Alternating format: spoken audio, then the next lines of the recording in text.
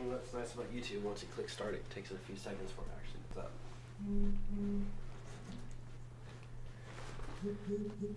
Yeah, we're live now. All right, cool. Let me just make sure this works.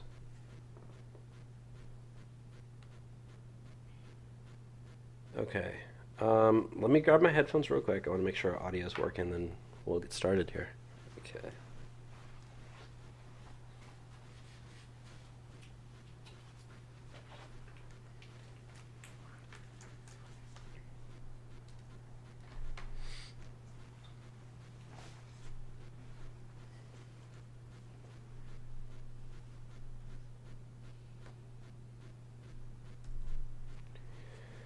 Okay, making sure the audio is working right now.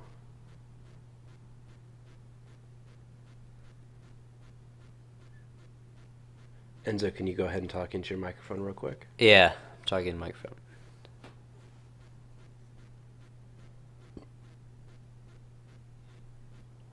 All right, it sounds really good. It sounds very good, in fact. I'm ready for it. Okay. Just give me a second. I just said that we're live on Facebook with the link to the live. I'll share it real quick as well. Then we can get started doing this thing.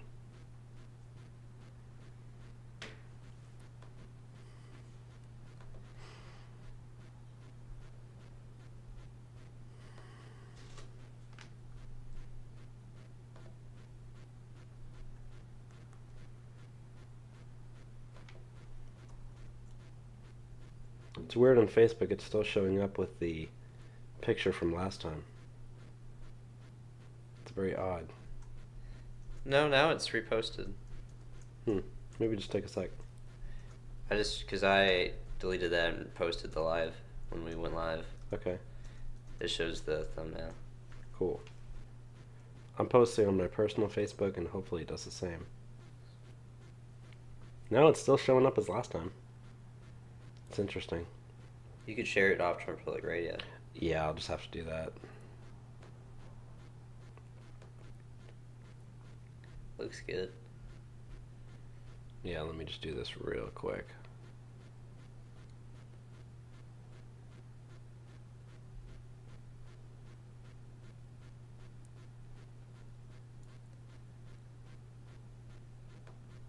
How many people are watching us on YouTube right now?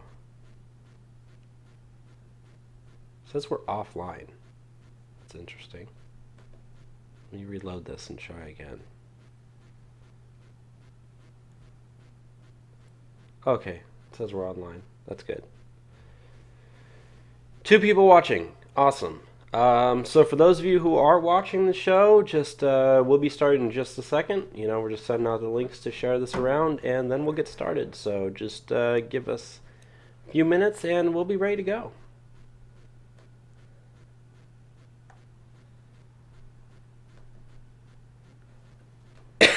Okay. Share that one.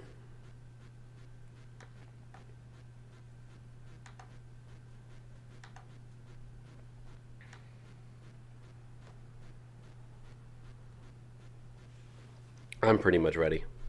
Whenever you are. Ready? All right, we're going to start the show here in just a second. The Audacity's going? What's that? The Audacity's going? No, I'm just getting enough of this. Oh, okay. You want me to have Audacity going? No, No, I mean, I just did this last time. It sounded perfectly fine. I just, you know, I chopped the audio off the video. Yeah. Okay. Want me to And intro it's it? recording, so we're good. Yeah. The only concern using this is that if the power goes out, it might not save it. Yeah. Although it might. Which has happened. Audacity saves it, though. Yeah. This one, it might not. I don't know. We'll take that risk. Yeah, I we think can we'll always be good. record. We can always re-record a 3-hour episode. Yeah. Okay, so whenever I want. So whenever you want. All right, everyone watching on YouTube, we are going to start here live in 5, 4, 3, 2, 1. Take it all away. Hello, you are listening to Trump Republic Radio. It is January 14th, 2018. I'm your host, Enzo Quesada, and as always, I'm joined by my co-host, Bobby Hester. Hello, everyone. So, this is the second Sunday show now that we've done live, Bobby. We are currently live on YouTube. The link's out on Facebook for anyone to go see. It's also up on our Gab, and every single week we're going to put the links there anyways, so follow us on Facebook or Gab. Just Trump Republic Radio, and what is it? Just Trump Republic Radio at Gab. On Gab, we are at Trump Republic Radio, but it's underscores between the words. You can find us there. And we'll have those links in the description. Yeah, Facebook.com/Trump Republic Radio is where the show is, as well as you can follow us on Twitter at DJT Radio, and that link is also in the description box. So one thing I want to say is download numbers are really, really good right now. I'm really surprised with how much growth the show has seen since we started taking it live. Last Sunday was very high, and we also did the midweek show, just 2 days ago now? Yes. Political Theories, and that's done as well as a regular Sunday show, a really good Sunday show. It's one of our top 3 most downloaded episodes ever. So if you want to check that one out, you can look at that on our RSS feed or at Podbean or any of the other links that we've had. You can find links to that. But I guess we should go ahead and get into this week's show. Yeah, let's get into this week's show now, though. And we're going to start off with the question that ties into what we're probably going to be talking about for a while. Yeah. So we actually want to say that we did get a question from the audience. And someone sent us this question, and he says, do y'all think that Republicans are going to have to make some sort of deal providing amnesty for the DACA kids to get the wall built? I will right away say, no, I don't think we need to do that to get the wall at this point. But this is, we might as well talk about the DACA situation because there's been a lot of developments this week. And It also ties into the other big topic this week is shithole countries, the shithole country statement, which, ever since this happened, I've had this weird feeling, like, I don't know how I'm going to even talk about shithole countries on the Sunday show, but we're going to do it today, Bobby. I should probably just forewarn any audience members listening, we are going to say the word shithole a lot on today's episode. And we normally don't swear much at all, if ever. So, yeah, we're going to be talking about shithole countries. So, let's start first with, I think we need to start the picture of this week in immigration with that meeting Trump had. Yeah. That was the bipartisan meeting he had. I believe it was Tuesday, or was it Wednesday, Bobby? This meeting started on Tuesday. Yeah, it was a Tuesday meeting, and it was surprising in that Trump allowed the media to film the first hour of negotiations. So this meeting, is over preventing a government shutdown for the DACA kids, which if we do nothing, January 19th, the government shut down. Which is this upcoming Friday, I believe. Yeah. Yeah, this upcoming Friday. So negotiations are very tight on DACA right now, and Trump, he put out this meeting. You got to remember, we're on the tail end of this Fire and Fury book by Michael Wolff that says Trump is unstable. That's what they're talking about. Last week heading into this week, we saw a lot of coverage of that on Monday. And, just to talk about that for a second, he's now come out and said he didn't interview a single White House employee before his book. Yeah. So everything that he has in his book is information that was either collected off the record, which you do not include without letting someone know, especially if it's a tell-all type biography or whatnot. Yeah. And the other part of it was just either made-up statements, and I think at this point, most people believe most stuff in that book is false. Yeah, that guy's been pretty discredited, and even your average American who doesn't even like Trump probably deep down realizes, this stuff's but probably anyways, not true. last week was kind of a slow news week, so they pushed it real hard. Yeah. But coming in Monday, they pushed it hard on the news, too. But Trump did this meeting, pretty impromptu. I don't remember there was much planning beforehand for this meeting. But Chuck Schumer and Nancy Pelosi didn't show up, so it tells you kind of the caliber of what the Democrats actually think of this meeting. Yeah. But Trump kind of did this to appear that he's stable. The big media narrative last week was Trump's unstable. Yeah, Trump's mentally unfit for the office of the president. He's going insane. So he looked very reasonable, addressing everyone on both sides during the meeting. letting everyone talk and whatnot, and he just let that go. And that's the thing, though, is you have to understand there is a DACA discussion that is going on right now, and the Democrats do want to try to save those DACA kids. Yes. And Trump has told them, he's put out his 70-point plan saying, this is what I want in exchange for, keeping the DACA kids here. Not even saying giving them citizenship, not even saying giving them amnesty, just to say we're not going to deport them. Yeah. Whether that be some sort of his own temporary protection status or whatnot. So he said, I'm completely willing to negotiate. Come to the White House. We'll have the cameras on. Everyone can watch it. I'll show you everything. And so what people did was these Democrats, which most of them that showed up were ones that are in districts that they're on they stand chances of losing. They need to save these kids. Otherwise, they wanted to show some face, them. at least show I'm doing something because they're in a bad situation. Yeah, and so those were the ones who actually showed up. And what's funny about that is those guys, those people there, they were like, okay, fine, we're gonna actually talk to the president. So they said all this different stuff, like from everything regarding full amnesty for all illegal immigrants to maybe just wall funding to, okay, we might give you this. And they give him all these different things. And Trump, being at a preliminary meeting almost, not even a we're going to discuss stuff, more of a let me know what you actually want, that for when we come back we can discuss this later type meeting. So Trump nods his head, he's like, yeah, okay. No matter what it was, whether it was good or bad. Because on TV, it made him look like a very reasonable guy, and it shows he's doing something about it. But what the left and the media did was they took that story to completely gaslight the right this week. Yeah, and to a degree, it worked. Succeeded. Yeah. We had Trump tweet out this week after the meeting he wants to sign a bill of love, almost in the same terms of like what Jeb Bush said, where illegal immigration is an act of love. Mm-hmm. So, and his statement received praise from Jeb Bush. So, for a second, I was on the edge, and I was looking at what we were going to get for this. And most proposals didn't get us a wall, whatsoever. There was Dick Durbin's bill that was put up that,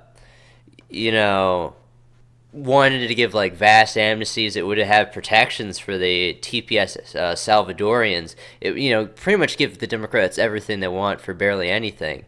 And Trump has said that we're not doing that. If you want to have a bill that he will sign, he says there's 3 things.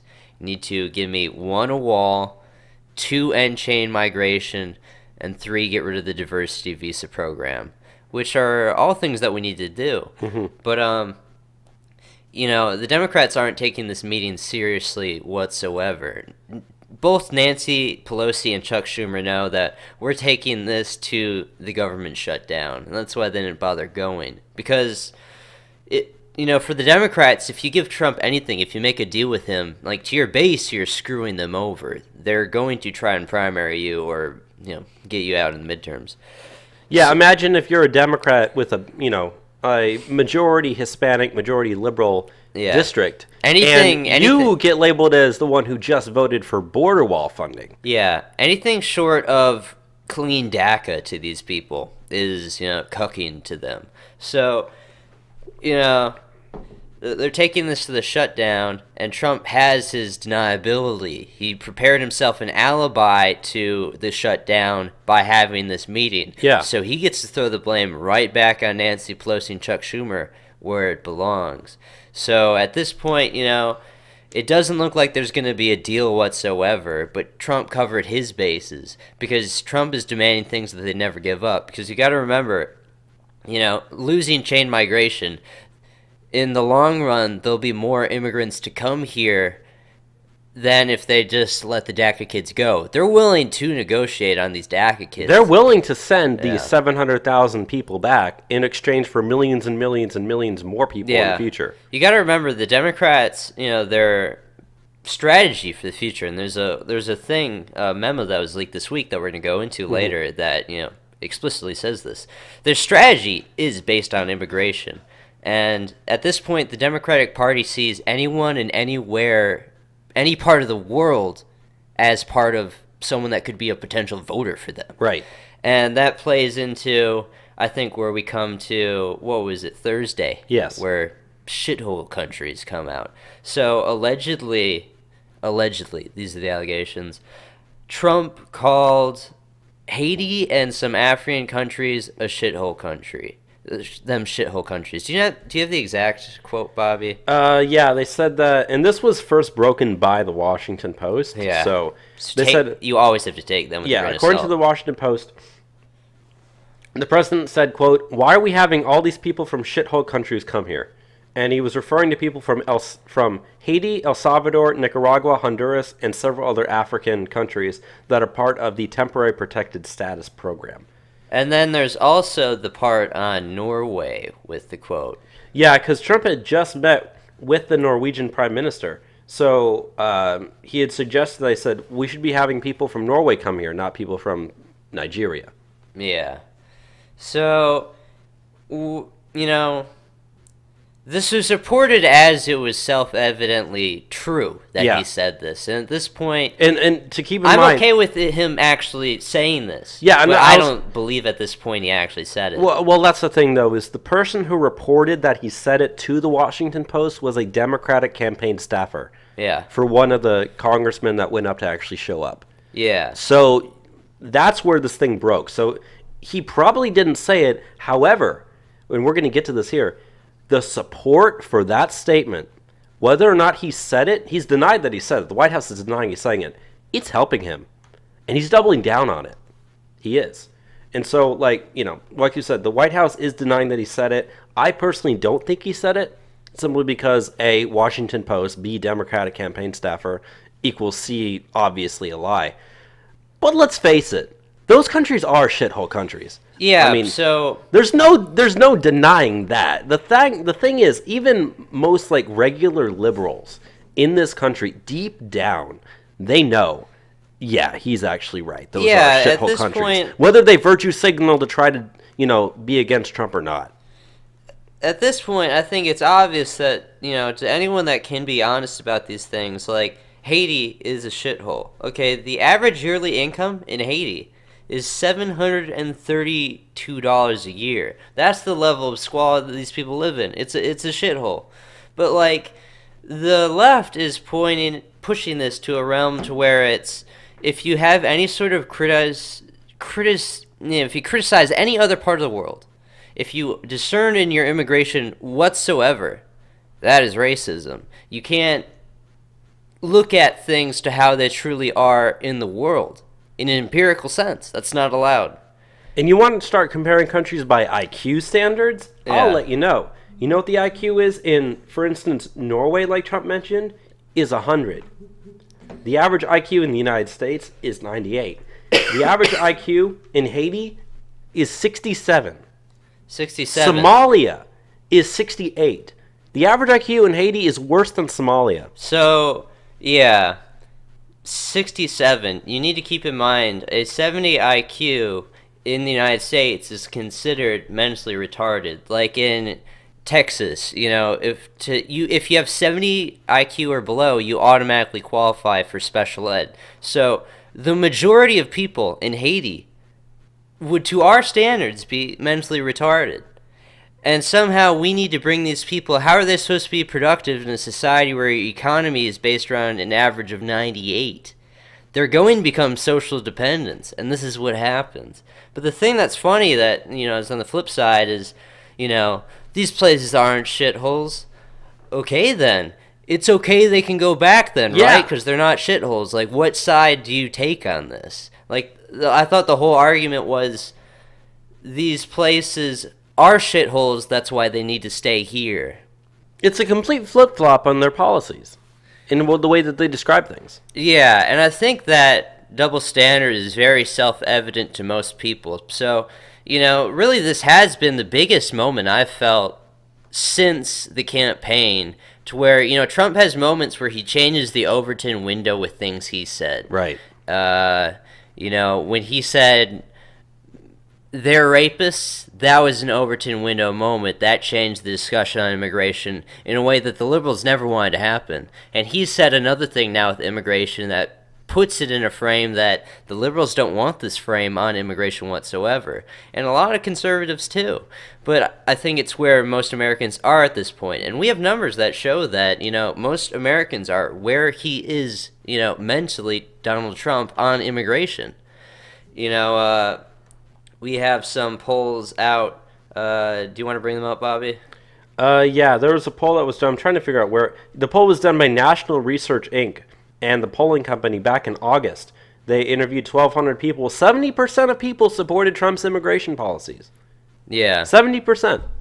Which I believe it even was like around half of Democrats support the same. It was. And we've seen multiple polls like that. That's just the most recent one that was done. Yeah. So, the general public does support what Trump is saying on most things with immigration.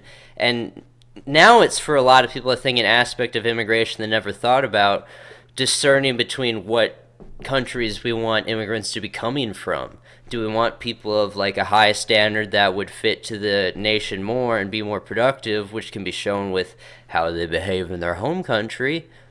Or do we just let, the entire third world in because there's poor people around the world, so they need to come here, which is what it's been for a long time. And the thing is, they've pushed this whole, America is a nation of immigrants whole thing. Ever since the Hart-Celler Act of 1965, that's been the phrase that they've always wanted to use. And people have believed it up until about, the time when the Overton window started to shift around the time of Donald Trump. When Trump was finally pushing on it. When people thought of, they said, what do you picture in your mind when you think of immigrant? They thought of hard-working person that lived here.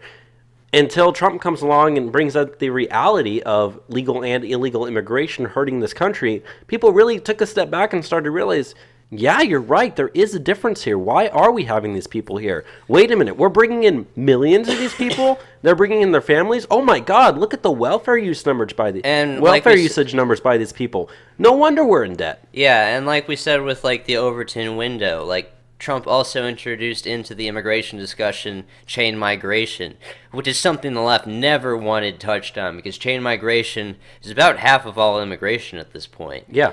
But, we're bringing in around, I believe it was in 2016, we brought in 1.9 million immigrants off of chain migration. Amazing.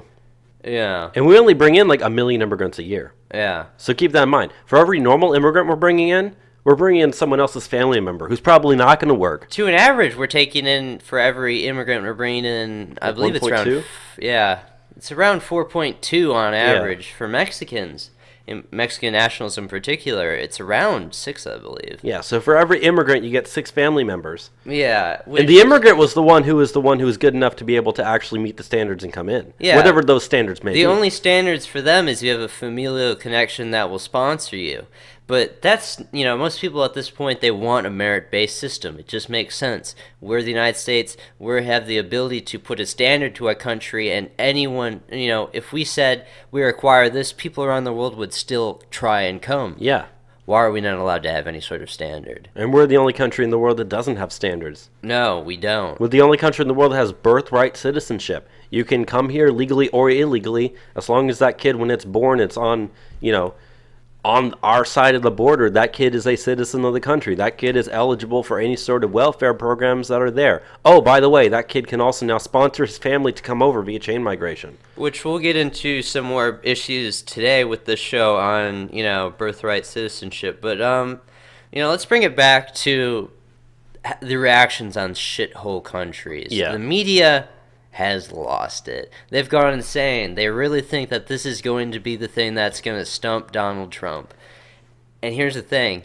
Whether he actually said it or not, I think it's fine. Yeah. People are going to get over this statement. We've seen it with Trump before. He says something that shocks the country with moral outrage, but the moral outrage is being pushed by a media that doesn't actually speak for the people and how they see things. People are going to get over this real quick. Not only that, but like I said, the response, especially from people on the right, has been positive. Yeah. People agree with the statement. It's not like he says some, like you said, makes some statement that's, really, really bad, and then he has to, walk back and apologize or deny that he said it or anything like that. The reaction has been good. people agree they are shithole countries. They like the fact that Trump brought that out. They like the fact that it's being put forefront what is a shithole country and what isn't a shithole country. And so, like I said, he tried to deny it. The White House is denying it. Frankly, I probably think that he didn't say it, but it's helping him. And for that reason alone, you saw he's doubling down on it. Yeah, and I saw this. There's videos of, people from different countries that were saying, like, my country is a shithole. Like, I get this. That's why I came here. I was watching one yesterday. It seems funny, but, like, it was a Nigerian guy saying, Nigeria is a shithole. Everyone lives in, like, all this abject poverty. It is terrible. It is super corrupt. And it is a shithole. I know what it's like. That's why I'm here. Like, honest people can admit these things. And the reason why they're so offended is because there's a deep truth to what Donald Trump said. If there wasn't a deep truth to what he said, it wouldn't be this big. Yeah, so it's really been helping, but I think we should also kind of bring the whole discussion back to DACA again, because that's what kind of frames this entire situation. So this statement, for sure now in my mind, is blown up DACA negotiations. Oh, yeah. Oh, yeah. We don't have to worry about DACA talk, I don't think, anymore, because trying to get, Democrats to work with a guy that they think said the most, racist thing ever, it's not going to happen. No. And so whether or not that actually means government shutdown on Friday, next Sunday's show could be very interesting if there is a government shutdown. But just keep in mind, that's a possibility for happening this Friday. We want this. Yeah. We want this. Bring on government shutdown. Let's have the DACA kids shut down the federal government for everyone, because that's not a popular thing to do. Because, this doesn't hurt Trump. This helps Trump. Yeah. Like we said, as gaslit as we were at the beginning of this week, Trump can go back and say, look, I was the one who was reasonable in this discussion. Sure, I called them shithole countries. But you know what? I'm still the one who's willing to give you the DACA kids. You want the DACA kids? I'll give you the DACA kids. Come negotiate with me. My door is wide open for anyone. But instead, they were the ones who said, we're not going to work with you. We'll shut it down. And I remember about a month ago back, we showed some poll numbers. Even amongst, Democrats, around 60% don't want a government shutdown for DACA kids. Yeah. So this isn't even popular amongst Democrats. But at the same time, you can't stop fighting for them like it doesn't mean the whole world to you. Otherwise, there's a lot of people in the Democratic base that are just going to try to primary you. Yeah, and keep in mind, when the government shuts down, 85% of the federal government is unaffected by it. Yeah, the vast majority is unaffected. Yeah. Granted, the government is so big, when you start listing the things that are affected, it seems like a lot. You might see some, park shut down. Yeah. Whereas, I feel like the Trump administration is going to handle that situation a hell of a lot better than the Obama administration did back in October 2013. Yeah. Which that was blamed on the Republicans. This is going to be entirely blamed on the Democrats. There's really, even if you try to frame it as, oh, it's the Republicans who did this, that argument falls apart very, very quickly. And like you said, those people are going to be going back to their districts, and they're going to be the ones who said, uh-oh, you shut down the government. That's going to face strong primary challengers, especially here in Texas. Yeah, so, the timing, the primary season starts in March. Texas is first on the map. March 6th is Texas's primary. It's the first primary of the season. But that from March 6th onwards, different states are starting their primaries, I don't know what the order is, but you're going to see different states are going to be having their primaries between March and March and about August, all the way up to, I believe there's going to be some going to November. Louisiana is the only state in the country where their primary date is election day, and then they have a special election and then their actual election day is December or something like that. Yeah. That's the reason that we saw the whole back after Trump got elected. When he was picking people. Yeah. And they had the election there for one of the guys. I think it was, it might have been not Steve Scalise, one of the guys in Louisiana. So Louisiana is special, but every other state has their primary at some point between March 6th and around September or so. Yeah. and then they have their election day on election day. So Texas has very short primary period, very long general election campaign. And then other states, if it's in like August, it's very long primary period, very short election campaign. Yeah.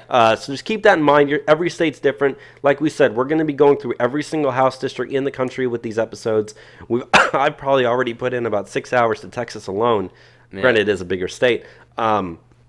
So we're going to be putting in a lot of effort in that, going through those. And I know we're kind of getting off topic here because we're talking about DACA, but just in the context of the general thing. But in the context of the primaries, because this is going to determine how these politicians behave.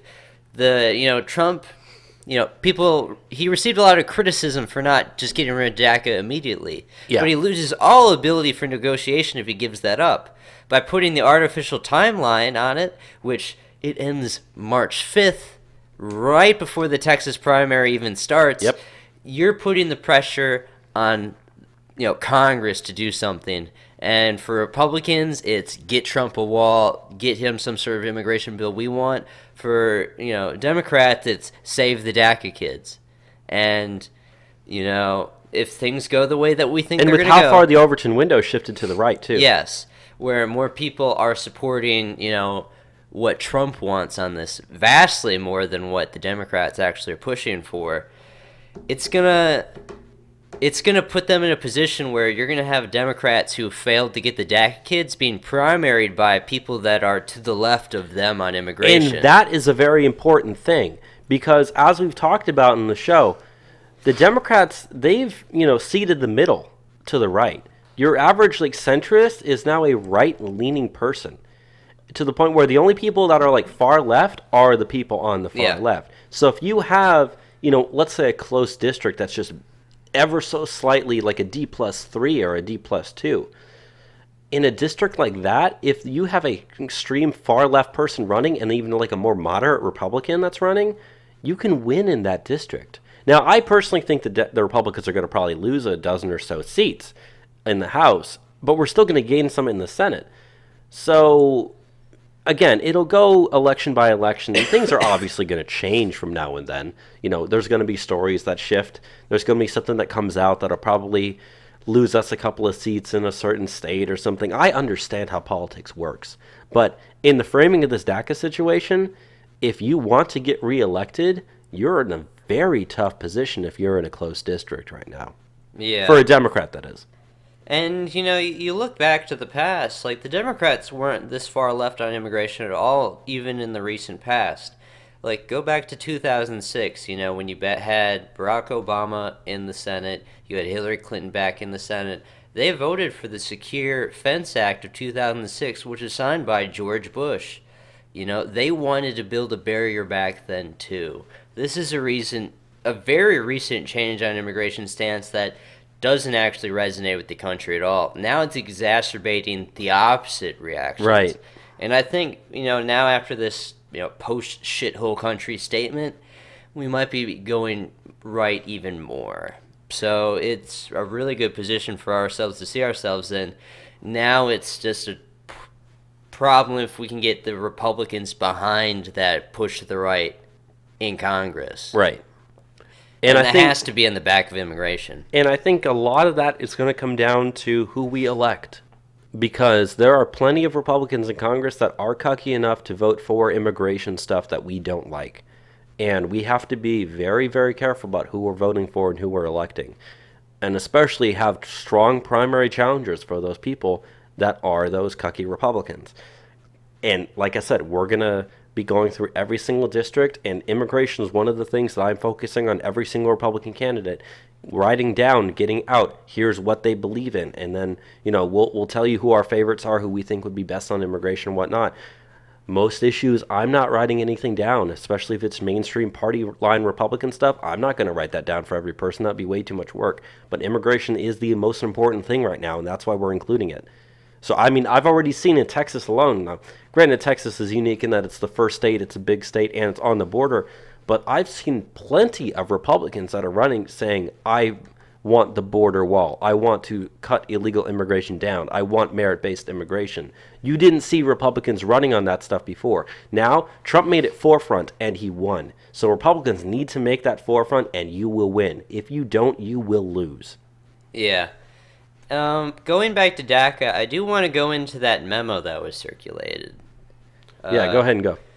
The Center for American Progress, CAP Action Fund, circulated a memo on Monday calling illegal immigrants brought here at a young age, so-called dreamers, a critical component of the Democratic Party's future electoral success. The memo, co-authored by former Clinton Communications Director Jennifer Palmieri, was sent around to allies calling on Democrats to refuse to offer any votes for Republican spending bills that do not offer a fix for dreamers and instead appropriate funds to deport them. Quote, "The fight to protect dreamers is not only a moral imperative, it is also a critical component of the Democratic Party's future electoral success," reads Palmieri's memo, obtained by the Daily Caller. And then the last little quote I have from it: "If Democrats don't try to do everything in their power to defend dreamers, they will jeopardize Democrats' electoral chances in 2018 and beyond. In short, the next few weeks will tell us a lot about the Democratic Party and its long-term electoral prospects." And I'll say this one thing. I was looking at a poll the other day. I can't remember where I saw it. Only 4% of quote-unquote dreamers identify as part of the Republican Party. Yeah. Only 4%. So, yeah, the entire DACA thing is pretty much if we give them the amnesty, if we give them the pathway to citizenship, which we don't want to do, yeah, it is purely a Democratic voting scheme. Here in Texas, we have, I believe it's around 100,000 DACA recipients. We are the second most after California. That's potentially 100,000 voters in Texas for the Democratic Party, and that matters. And not only that, but just illegal immigrants in general as well, because if you start granting these people amnesty or citizenship, those are Democratic voters as well. Remember last week on the show I told you that California, 6% of the state was illegal immigrants? Yes. It's the same for Texas. It's slightly less. It's like 5.7, 5.8%. But that's a significant portion. Okay, earlier this week, I created an entire Excel spreadsheet. What I did was I took the population of every state and looked at the Center for Immigration Studies that lists how many illegal immigrants are living in each state. I took the population of each state, subtracted that number, got the total, took how many people are in Congress, divided it out, did the math. If that happened, California would lose 1 seat. Yes. In Congress. Texas would actually gain 2. So yeah, the fight on this stuff is to our electoral future. And let's not abdicate our electoral future to the left because, they're natural conservatives, people across the Rio Grande. No, they're not. And we don't have time. We don't have time to do this. Texas is going to go blue in about a decade. Yeah, when that happens, Republicans winning anything is over forever. That's it. You are gone. That's why it's deport the 100,000 here right now, build a wall, get out as many as possible. That's how we extend our time here in Texas. And one of the things that the Democrats really fear is we're seeing that big crossover of there's a lot of people in the Democratic Party that back Trump's immigration stance. Mm-hmm. If Trump does well, where the economy's doing well right now, but if he can actually do the stuff he wants on immigration, Democrats aren't going to win for a while again. It might be a long time. They're very afraid, and that's why the fight's right now. Mm-hmm. And that's why they're doing everything they can. Yeah. That's why they're okay with making up a statement like shithole countries to try to throw Trump off guard. Only problem with that is it backfired on them. It's doing well. And this is, the potential fight that I always knew that we were going to be in if Donald Trump won. And I am more than excited to be in the fight right now, even though day by day, you see bad news, good news happen every single time. You get gaslit occasionally, earlier in this week, but then you wait a couple of days and look what happens. I'm feeling extremely good. I was down after the whole negotiations in the little meeting, but now with but I knew not to let myself get down. Right. Because I knew that's usually temporary with how fast the news cycles go these, weeks. And we're already back up on it again. So shithole countries, I endorse the terminology. It is a correct, accurate statement, and I don't think he said it, but it's good that the public thinks he did anyways. And one last thing I want to say about shithole countries. That's a term that has been used for a very long time, and it resonates with people. Specifically, if you remember back to around 2003, when we were going into Iraq and we were in Afghanistan, everybody that was against the war, even a lot of people that were like, okay in the war, were thinking, why are we sending our people off to some shithole country to fight and die? Yeah. Everybody was thinking that. Here's the thing. And so you know damn well, deep down, what a shithole country is and what isn't. Like, people, they say they support Donald Trump because they don't like political correctness. Okay, Donald Trump is pretty much using a political correctness that would be to, like, the 1990s. Yeah. So when he doesn't toe the 2018 PC line, that's in the media that freaks out and thinks that he's, said the most racist, terrible thing anyone could ever say, even though most people don't see it that way. Yeah. Because, the normal Americans are still not up to the standard that we see that the colleges push or the media pushes. And that goes for people on both sides of the conversation. Yeah, so, DACA is pretty much dead. Shithole countries is here to stay. And one thing we do need to talk about, though, is DACA was upheld in the Ninth Circuit Court. Right. That's the last thing I think we need to touch on. So DACA has been upheld in the Ninth Circuit Court. Of course. They're saying that, which is completely within Trump's power to remove an executive order through the executive branch. They say that, no, he doesn't have the authority to rescind it. So now they're forcing that to go to the Supreme Court, which will probably win again. Oh, we'll win that. But now the government agency that takes the renewals, because they have the stay on rescinding it, they're allowing renewals for DACA again. So more people are going to be able to get on it. Back, in October or so. So more people will probably be able to get their renewal on their DACA, which is a 2-year extension. So even if DACA, is rescinded in March, it's going to take longer to get them all out. But it'll be March 2020, June 2020. For some people, yeah. For some of those Some people still go on March 5th. We've been seeing, when they open the time periods for renewal, not everyone renews it. It's only been like half or so. Yeah. So, granted, like we say, it's staggered, but, there's probably about 10, 15,000 people that, as of March 5th, are eligible for deportation immediately. Yeah. So this stuff is finicky. But, well, the thing is, though, is obviously, we've talked to death about the Ninth Circuit Court of Appeals, but remember, Congress has the ability to impeach judges if they feel that they've been violating their own oaths. And we need to start doing that to the Ninth Circuit. We really do need to be dismantling the Ninth Circuit. Granted, everything gets overturned from them. It's still a pain in the ass in the meantime. And so we really need to start getting people in there who will, start censoring these judges. It's a threat to our national security. It is a threat to our national security. Half of them are traitors. They should be locked up and in jail. Yeah. When I say impeach, I literally mean for criminal offenses. Yeah. So, aiding and abetting terrorism, aiding and hiding people who are illegal immigrants. That's what you're doing. Or like when they upheld the travel ban, it's forcing us to take people from areas that have been deemed by the Barack Obama administration at-risk nations that we shouldn't be taking people from until vetting practices change. And thankfully that went through the Supreme Court. We can do that at will now, but we just need to do the same now for DACA. Yeah. So it's one of those things, it'll probably take a month or so before it works.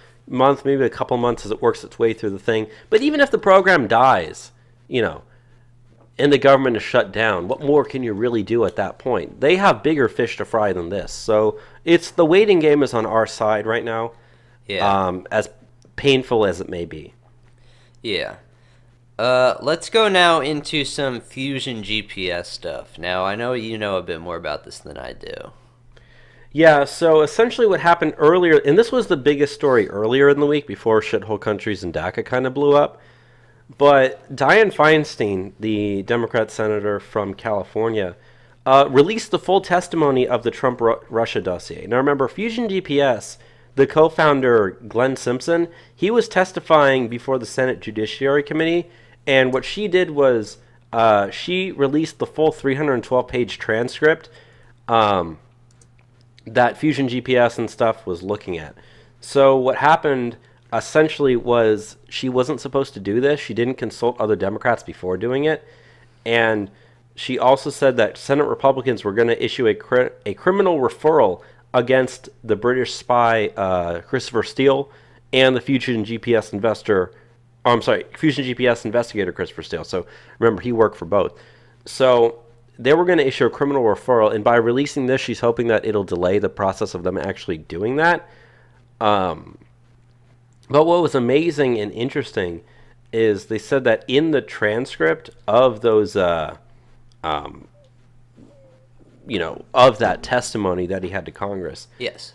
they actually found out some pretty interesting information. So first off, they said that Christopher Steele, according to Glenn Simpson, testified and told the FBI that he had a source inside the Trump operation, although he wasn't sure whether that meant the presidential campaign or Trump's company. They said the FBI also was inclined to believe Steele's information because they said they had other intelligence that indicated the same thing, and one of those pieces of intelligence was a human source from inside the Trump organization. They also talked about how the Trump organization was handled paying taxes, and they said that when it came to it, at the Trump organization, they would make filings with various state and local authorities saying that their buildings weren't worth as much as they were actually worth. So here's the thing of why that's actually not that bad of a thing, because you have to remember, and I'm an accountant, so I know this stuff. There are two different types of value for something. There's book value, and then there's market value. If you build a building for like $10 million back in the year 2000, on paper, that building's worth $10 million. If you wanted to sell that building today, it might be worth $50 million. So when you tell people in casual conversation how much your building's worth, you're going to tell them $50 million. But when it comes to paying taxes, you're saying, hey, look, it's right here in the books, $10 million. So what they were doing is they were probably there are some areas of the tax code where you have the option of listing either book value or market value. And if they had the option to choose book value, they probably did it. And he's probably criticizing them for that. So they did nothing wrong there. The biggest and most important thing, though, is they said that the Fusion GPS attorney Joshua Levy claimed that someone actually died as a result of the dossier. Someone's died. He said, quote, "Someone's already been killed as a result of the publication of this dossier, and no harm should come to anybody related to this honest work." This dossier, which you might know by the name Pissgate. Yeah. It was the one where they said that Trump hired Russian hookers, and he went to the same hotel room that Obama stayed in Moscow and had them, like, pee on him. It was completely stupid. Yeah. It seems so hard to take serious, but someone's dead because of it now. And, also we saw happen this week, and this is the one thing that I did notice, was that Fusion GPS themselves have admitted that they're the ones that gave the intel to John McCain. Right. And John McCain gave that to the U.S. intelligence community there under Barack Obama. Exactly. Which is how they got the warrants to tap the campaign for Donald Trump. And this is all the conundrum of someone that's supposed to be in the Republican Party on our side. Well, I mean, let's face it. John McCain may be a member of the Republican Party. He's definitely not on our side. No. But there's also some stories that have come out about that regarding the whole dossier. And let's remember where it was first published. It was first published in BuzzFeed. Yes. One of Trump's BuzzFeed, CNN. Those were the two. Yeah, those were the two. So they said that Michael Cohen, who's Donald Trump's personal lawyer, is now suing BuzzFeed and Fusion GPS over the dossier. So that's an update on that situation. The court documents for the lawsuit have not been available yet online, so we're still waiting for those to come out. But yeah. So at least Trump does look like he is fighting back against them as they're doing this. And I would love to see Trump just sue the hell out of these people every chance he gets. So is there anything else on the Fusion GPS stuff that you want to go into, Bobby? Not really, other than the fact that they said that one of the House committees, the House Intelligence Committee, they did get access to the remaining documents that they had sought in the Russia inquiry on Friday. So they were trying to get a whole bunch of extra information, most of it relating to Fusion GPS. that they weren't previously able to get. Well, they finally got access to that. So remember, this entire time that you have this whole Russia investigation going on, the House is actually investigating Fusion GPS scandal. That's the whole reason why we have this stuff coming out. And the Senate as well. There's an active investigation by the government going on into Fusion GPS. And it gets a lot of crossover with the whole, Mueller investigation into Russia. Yeah. And that's why you have to keep in mind, this isn't the same thing.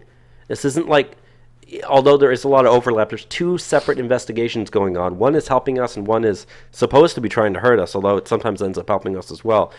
Keep that in mind. So our people, our side, wanting those documents and records, got them. So that's a good thing. Yeah. So we're seeing good progress from our aspects on it. It's not like we're just ignoring the situation. We're actively going at it just as much as they're actively going at Trump for anything related to Russia. Yeah. Just our side doesn't talk about it. And it's not in the media. And it's not played up in the media. Yeah. That's probably the most important thing. But with that, do you want to go into some Hawaii stuff, Bobby? Yeah. So this story happened last night, actually.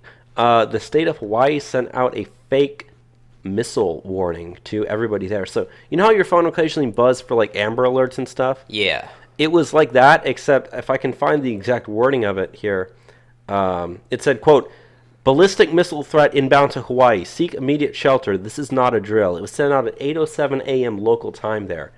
And thousands and thousands of people started running out of buildings, started going for bomb shelters. There's a video on the internet of people who were actually opening up sewer drains, like that you see in the middle of the street. Yeah. And people were jumping down into those, trying to get away from the top of the surface. And with like the stuff with North Korea all the time, it seems reasonable for them to feel that, oh, this is the North Koreans getting us. It's time to go. Like, this isn't out of nowhere.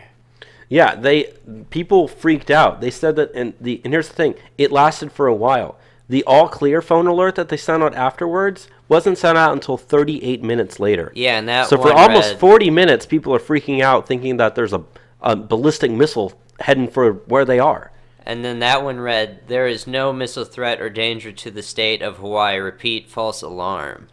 Yeah, so it's amazing. Now they're saying that the reason that it started was because of a civil defense employee accidentally hitting the alert and was unaware that he actually hit the alert. So what they believe is happening is that, in order to send these things out, you need multiple layers of confirmation. But all it really comes down to in the end is some guy sitting at a computer pressing a button.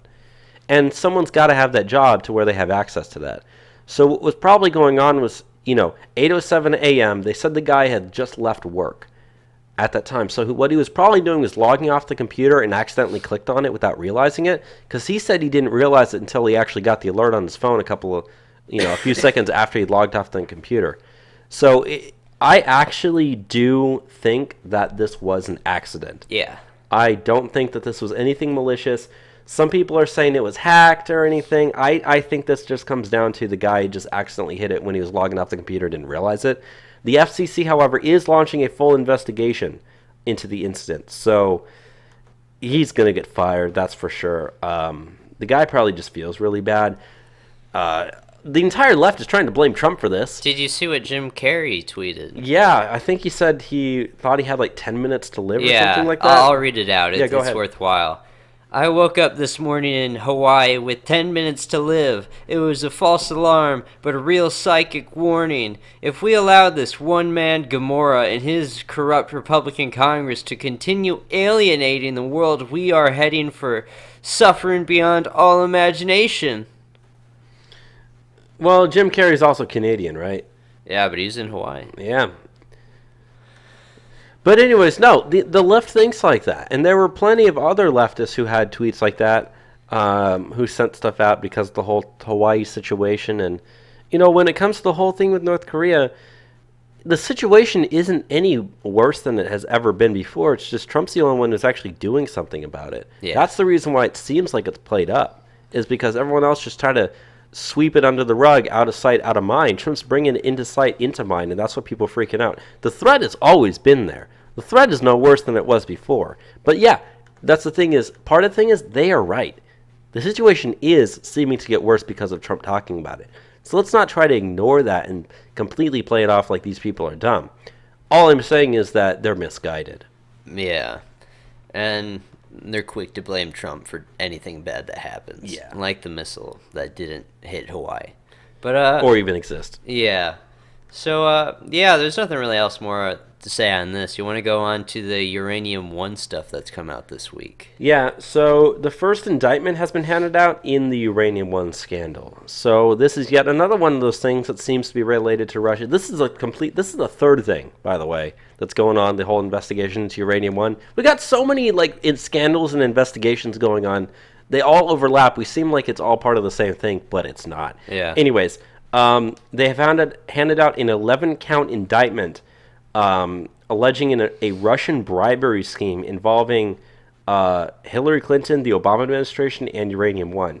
The charges are specifically against Mark Lambert, who is the former co-president of a Maryland-based transportation company that provides services for the transportation of nuclear materials to customs in the United States and abroad.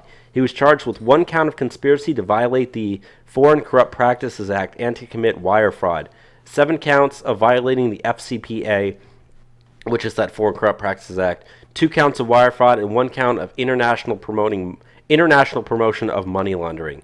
So they said that the charges are actually connected to an alleged bribery scheme involving Vadim Merikin, who's a Russian official at JSC Technashtab 10X is what we're going to call it, a subsidiary from Russia's State Atomic Energy Corporation and the sole supplier and exporter of Russian Federation uranium and uranium enrichment services to nuclear power companies worldwide in order to secure contracts with 10X.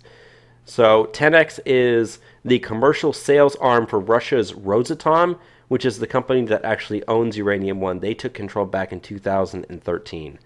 So essentially this guy is getting charged with trying to wire money for wire fraud to this Russian guy who is the head of this company that moved the uranium and owned the uranium that we gave as part of the Uranium-1 deal. So the big thing here is, and I've seen recently liberals say oh, the Uranium-1 stuff, that's all just a hoax. There's nothing that happened.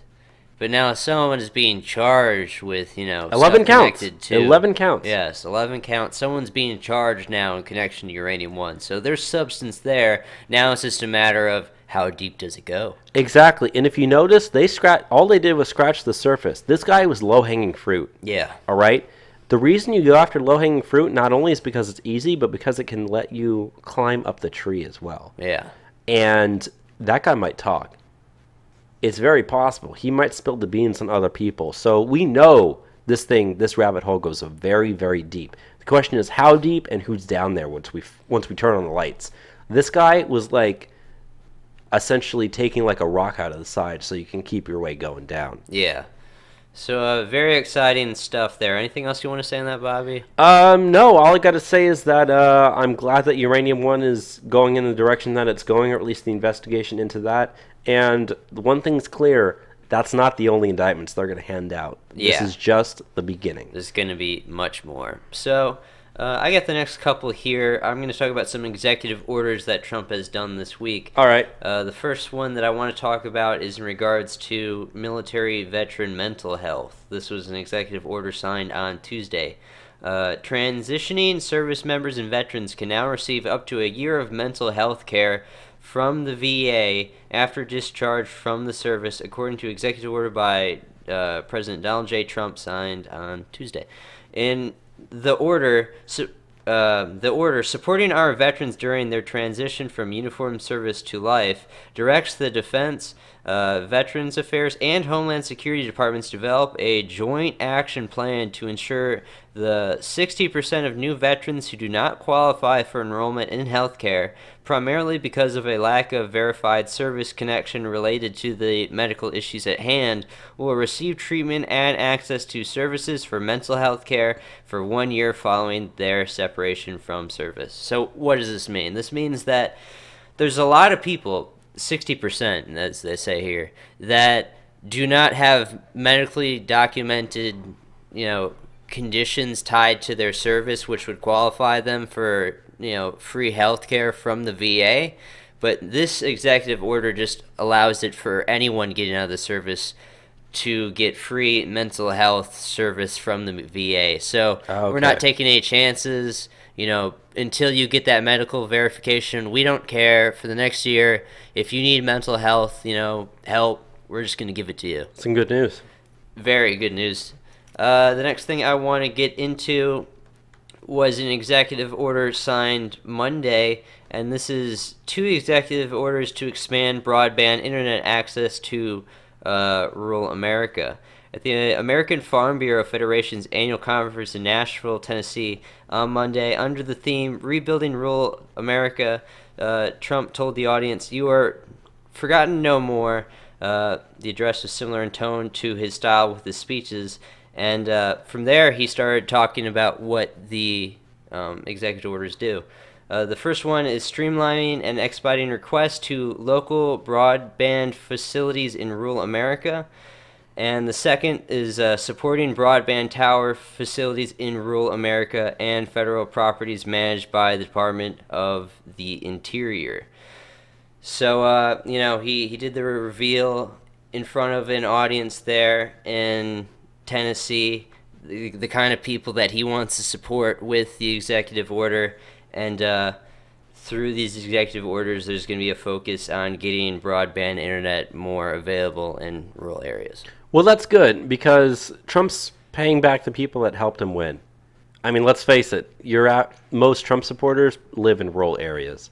More so than most. I mean, rural areas are extremely Republican. They're always forgotten. When you talk about the forgotten men and women in this country, rural Americans is who you're talking about. Yeah, and as someone that grew up rural, I make it a point to not forget it. Because it's so elitist, the liberals do it all the time. And whenever people are traveling, you always come to some tiny little town, and you're like, crap, there's no internet here. There's no cell service. There's nothing out here. What's the point? Why would people live out here?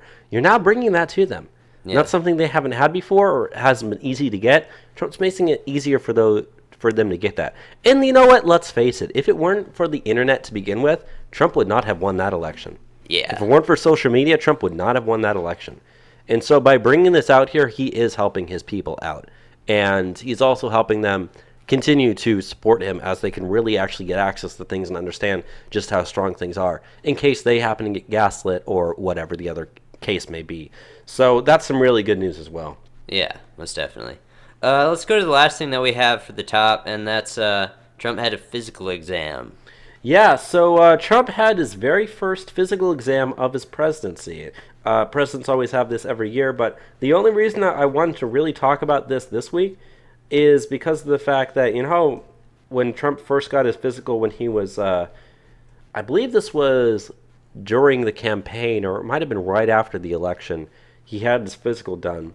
And they said he was slightly overweight and whatnot. Yeah. Well, and then the left tried to call him fat and stuff like that. Well, he had his physician, who's I guess the White House physician at Walter Reed Medical Center, and Dr. Ronnie Jackson, who's the president's physician, said, quote, "The president's physical exam today at Walter Reed National Military Medical Center went exceptionally well." He added, "The president is in excellent health, and I look forward to briefing some of the details this Tuesday." So Trump's exam is good. They said it lasted several hours, and they tested his blood pressure, his cholesterol, his blood sugar, his heart rate, and his weight. And they said that he is, quote, "fit for duty." So he said Trump is in excellent physical health. So there you good. Go. Remember, back in 2015, Trump said, if I'm elected, I'm going to be the healthiest person who's ever been president. And I mean, let's face it, Trump is overweight. We know he's overweight, but he's not necessarily unhealthy. And he's not doing as bad as he's not obese. Yeah. For his height, his body weight isn't that much over the normal edge and scale. And for a guy who's 75. Exactly. He's 70 years old. Trump does not look 70. He is very active. For how much stress he puts on his mind and his body, for being, the businessman that he was, being president really isn't too much different in terms of the type of schedule he runs. Yeah. So for him, that, most people, for instance, someone like Oprah, we haven't even gotten to Oprah yet. I don't even think we have anything on here about Oprah. It's not really newsworthy to me. It's not. But imagine someone like her who, yeah, she's a busy woman, but she's been doing one thing. She hasn't been doing it the way Trump has. So no, being president, she just has a TV show. You look at every single president when they entered the office and where they left the office. You look at two comparative pictures, they look so much older when they got out and so much younger when they went in. Trump I don't think he's going to look that much different when he's out. I really don't. Probably not. Granted, if he serves his full 8 years, he'd be almost 80 years old by the time he's out, but still. So you'll see the effects with that, but still not so much. I mean, he doesn't look his age either. No, he looks great for his age, and he's in good health. So for anyone who's ever concerned or wondering about that, don't worry, you're fine. Let's now get into some economic numbers that we got for this week, Bobby. We got a lot of good stuff this week. Yeah, the first thing that we want to go into is there are yet more companies that are offering bonuses to their employees because of tax reform. And one of those is actually something that's offering to their customers, and that is in the form of utility companies. So they said that Washington's Pepco, Baltimore's Light and Gas, and Light Pacific Power, Rocky Mountain Pacific Power, and Commonwealth's Edison all said that they are planning to give hundreds of thousands of customers a rate cut due to tax reform. They said that specifically Baltimore Gas and Electric is passing $82 million worth of tax savings onto their customers, which results in lower gas and electric bills for their customers. They said that customers should expect to receive an estimated $2.31 decrease on their monthly electric bill for a combined, and they said that the average residential combined natural gas and electric customer can expect an average of $4.27 savings. And especially though is Pepco, which is what supplies power to Washington, D.C., they said that they are going to be giving the tax savings to 296,000 customers in D.C. Now it's all, and they said they sent out an actual message to all of their customers, like an email or a thing in the mail or whatever it was.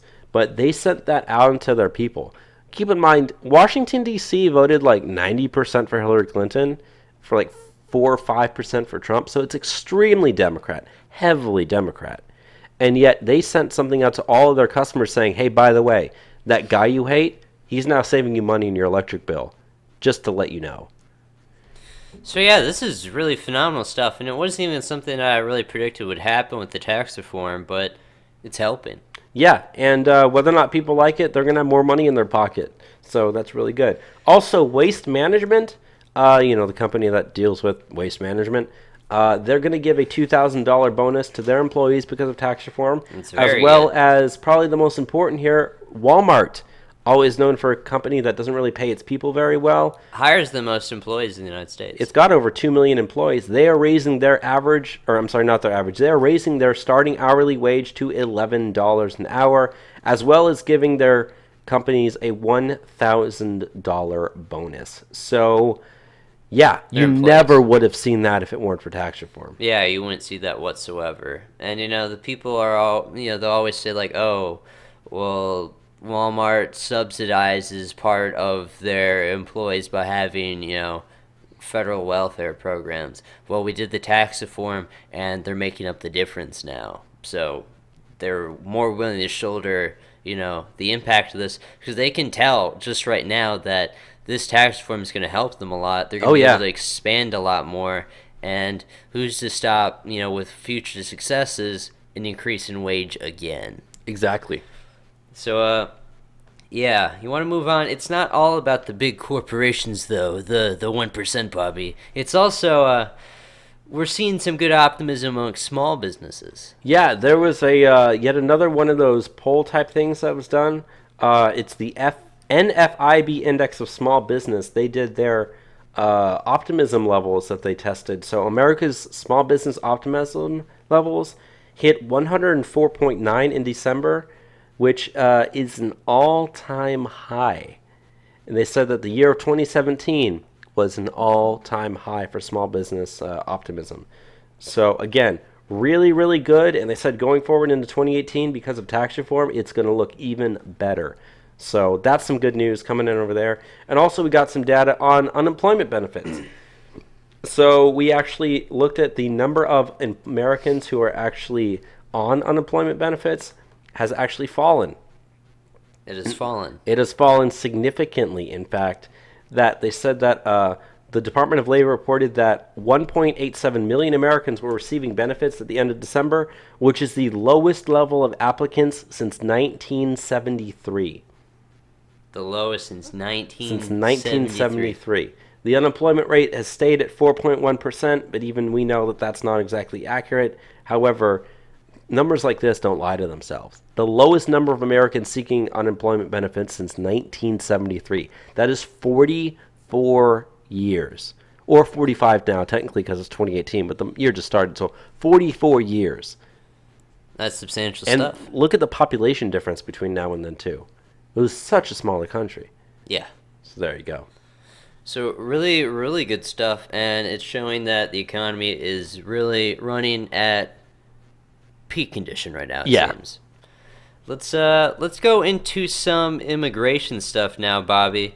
The first thing we got here is some stuff that Jeff Sessions has been up to. Some really good stuff. Yeah, so as much as I don't like what Sessions has been doing lately regarding some of his marijuana decisions, he's still doing good when it comes to immigration. And they said that Attorney General Jeff Sessions is launching a review of a technique used by immigration judges that allows undocumented immigrants to stay in the country without closing their cases. It's called an administrative closure. Now, what happens is when an immigrant comes to the country and they get their, like, here's your court date, when you get caught, it's like, okay, here's your court date. They don't show up. What happens a lot of times is, what the judges will do is they'll have an administrative closure. It technically keeps the case open, but the judge pretty much says, I'm not going to hear this case. So why? So that person doesn't get convicted of anything. They don't get charged with anything. They're essentially free to go. So that keeps those immigrants here in our country. What Jeff Sessions is doing is he's reopening, hear this, 350,000 cases that were closed due to the practice. So potentially 350,000 people going back. Exactly. People that have had court cases that says you're supposed to show up here or for whatever the charges may be. Here's the thing. During the years of the Obama administration, in the first, I don't know if this says it was the first 4 years or the second 4 years, but one of the 4 years of the Obama administration, there were 180,000 cases that were put on that list, which is more than the previous 22 years of this country. So that would include, all the way back to like the first Bush administration. Yeah. So it's been a lot. They said that the Justice Department also currently has a backlog of 650,000 of those cases. So we're not certain if that 650,000 is including the 350,000 or if it's not. But I'm probably going to assume it is including, so that's another 300,000 cases that we haven't opened yet that we can open after these first 350,000 are done. Because you don't want to open them all at the same time. Don't notify everybody. If you've got 650,000 cases that you're opening up all at the same time, those people are just going to scatter. Especially because they know. You know if you're one of those cases. You know. And we know who those people are, too.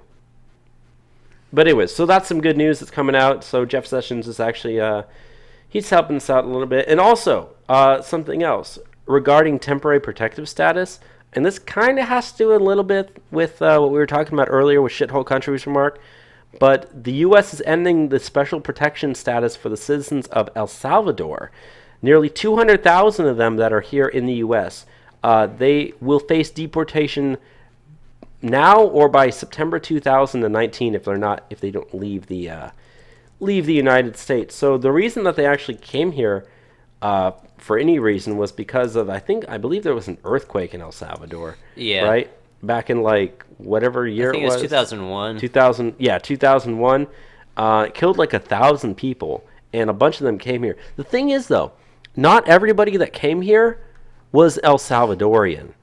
And also El Salvadorians that were already here illegally were able to use that thing to get on there. In fact, from what I saw, most of those people that were the El Salvadorians that got temporary protected status were actually illegals in the United States before the earthquake. Yeah. They just used it. And a lot of them aren't even El Salvadorians. They're just illegals who said, I'm going to go in and say I'm El Salvadorian. Maybe they'll let me stay. And they did. You can just say Salvadorian, but there's an article I remember earlier this week from the Washington Post. It was by Maria Scaretti. Salvadorians in U.S. brace for TPS decision. And there's a guy in there that, his name is Oscar Cortez, and he's a guy that would lose his TPS status if Trump was to, get his way on getting rid of TPS. And this guy got the TPS in 2001, but he came here illegally in the 90s. Yeah. So, it wasn't even a factor if he was running away from anything. It was just they're giving this to people from El Salvador, so I'm getting it. Exactly. Now, here's the thing. What we need to do is keep in context the number of people in the U.S. who have temporary protected status. El Salvador is number one in the country. 195,000 El Salvadorians in the U.S. that have temporary protected status. The next country up is Honduras with only 57,000.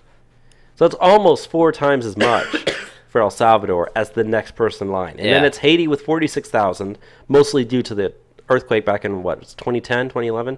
I think 2010. 2010. Yeah, and then, Nepal, Syria, Nicaragua, and then it goes down to the point where it's less than 100 people for each country. So El Salvadorians are both the majority and alone the vast majority of people in this country who have temporary protected status. So the fact that we're saying you're not going to stay here, your country's been rebuilt.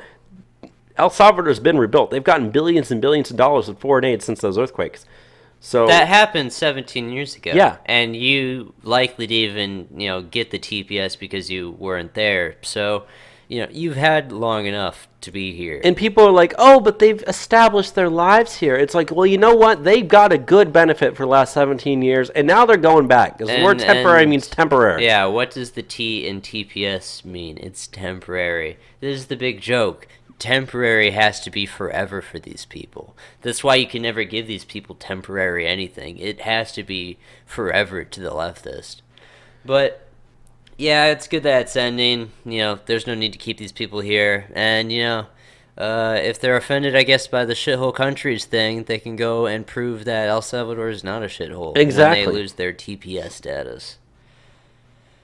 Anything else? Canada has said that they're not going to be taking these Salvadorians when their TPS goes. Oh, just imagine my shock there. So, yeah. Other than that, though, I don't think there's anything else. There's good stuff, though, and we want the administration to do more of this. Exactly. And there's plenty of other countries you can do that as well. But I kind of want to talk about the next subject, which is the border wall. Yes, let's get into some wall stuff. So first things first, there's a construction company that's offered the U.S. a really, really good deal on the border wall. That construction company is the Fisher Sand and Gravel Company, told the Department of Homeland Security that for $12.2 billion, they will build 700 miles of wall. Now, keep in mind, we were estimating that the cost of the border wall is going to be about 18 to 25 billion. Yeah, about 18 to 25 billion. So you got a company that's offering to build 700 miles, which, like we said, you don't have to build them every square inch of the border. Just a couple of, even 300 miles of good wall in good areas. 100 miles, if you use it right, would be good, but 300 definitely, 700, that's enough walls for me. That's all you need. For 12 billion? Yeah. That's a portion of the price that you have full cost. So, we've already... And you pay that over 10 years. Yeah, and so it's great. And this company, we didn't go to them. They came to us saying, Dear Department of Homeland Security, here's what we're willing to do. I say, go for it. The company, the only reason they did is because they are ready and willing to do it. I say, go for it. $12 billion? That's a bargain. Donald Trump's always the one who says, I want to come in on time and under budget. This is a company that's willing to say, look at the budget we're offering you. We can do this. And, think about it. I've been looking at different, articles and, funding the wall and whatnot. You need to keep it in frame of how much this would cost the federal government compared to what we spend. So, just using the $18 billion number, say we're not going to get this great deal. $18 billion over 10 years, just a million or 1.8 billion a year. That would be equivalent to taking 1 penny out of every $20 the federal government spends. Wow. It's very, that's less than a percentage of the federal budget spent on a wall. How is this not affordable? They always make it seem like, it'd be a big, expensive waste of money.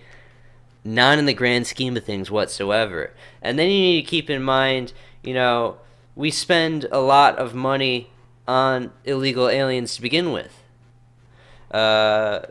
To be exact, there's an estimate of, oh man, I'm trying to find it. Go on, Bobby. I'm gonna find the exact number that. Well, while you're finding that, I just want to go back to that construction company. Yeah. They said that they have a new patent pending cast-in-form process for construction. They said that not only will it meet all of DHS's expectations, but once it's dried and stuff, it will last for 150 years. 150 years. That the wall will last for 150 years, just sitting there by itself with normal wear and tear. So it's not like this is the wall that's going to have to be constantly like breaking and needing fixing. Also, they said that once the materials preparation process is finished, builders will be able to construct 1 mile of wall per day.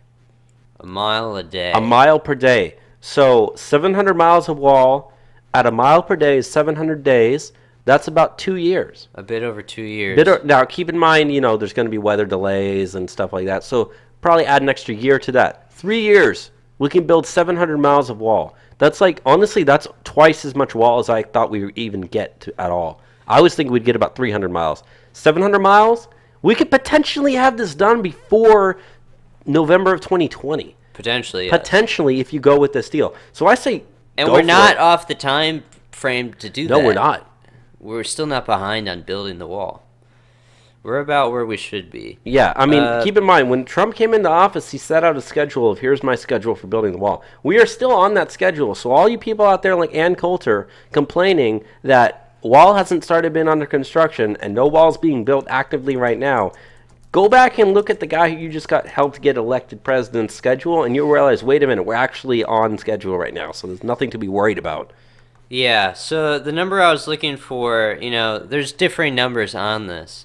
But, getting here from the Washington Examiner, they record that illegal aliens a year cost us about $135 billion. Now, I've seen ones that are like 100 billion, some a bit more, but around there's about right. If we're spending 1.8 billion a year on the wall, it's just 1% of what we're spending on illegal aliens to begin with. So, when you talk about savings, the place where we can get the most, bang for a buck with savings is building a goddamn wall. Yeah. And, think of this, say we want the 18 billion proposed over a time period of 10 years. Mm-hmm. The Congressional Budget Office estimates in that 10-year time period, the federal government will have a budget of $53.128 trillion. So as a percentage for those, 10 years, the wall would cost 0.03% of that budget. Amazing. Essentially nothing. That's child's play. That's why, I was saying, like, we don't have to try too hard to get, DACA for wall, because we could just do this out of, say, discrepancy funding, or we could just take this from DHS's budget and we could start building the wall. Here's the thing. If you take that $12.2 billion cost and you divide that amongst Trump voters, which was about 62 million people, that's $196 per person, per Trump voter. Okay? I'm broke. I can afford $196 to go for this thing. Yeah. If it really came down to them saying Trump supporters need to pay for this themselves. $196, folks. Yeah. That's not that much money per person. And, like, our thing is just, like, yeah, there are ways you can make Mexico pay for this. I think having the wall up, the money that won't be going to Mexico for will pay for it enough. But I don't care if Mexico pays for this or not. I don't care if we have to foot the bill for every last penny. It's not much. It's worth it. And it will be worth it in the end. We spend over $100 billion a year on illegal immigration in this country. To spend 20, maybe even, if it went over budget and you spent $30 on the border wall, for a third of the cost of what you spend in 1 year, and you can fix this problem almost for good. Yeah. And that's along with hiring more border security guards, getting rid of possibly chain migration, getting rid of temporary protected status for these people, requiring merit-based immigration. If you spent even $50 to $75 billion getting all this stuff up and running. That's still less than the cost of 1 year of this stuff. And you can start saving billions and billions and billions of dollars. And you could put that money towards education. You could put that money towards healthcare. You could put that money towards anything else that people want and people need. You could put it towards more infrastructure spending. You could put it towards Americans. You could put it towards ending the opioid crisis, Enzo. Yeah. You could really help out this country. You could put it a lot of places. There's so many places you could put it, but people just don't realize just how much of a negative financial impact illegal immigrants are to this country. Even regular immigrants with how much welfare they are on. So that's why as we continue to do this, they said that they wanted to go over after like welfare next, after DACA. It seems like they're not really doing that, but even if they do, that's a good thing. Because people need to understand there are people in this country that don't benefit society and they don't benefit this country. They are both financial and cultural drawbacks to living here. They don't need to be here. They shouldn't be living here. I don't care what happens to them. I don't care if they get sent back to some home country that they're originally from. I don't care if they were born here and they get sent back to some country. They're here and it's not ours. So why is it our fault what happens to them when they go back to where they are supposed to be? And we need to end when you're born in here. Birthright citizenship. We need to end birthright citizenship. Birthright citizenship, that's a good segue to the next thing that we're going to talk about. This week we saw Homeland Security, they did some busts of 20 different maternity hotels in Southern California.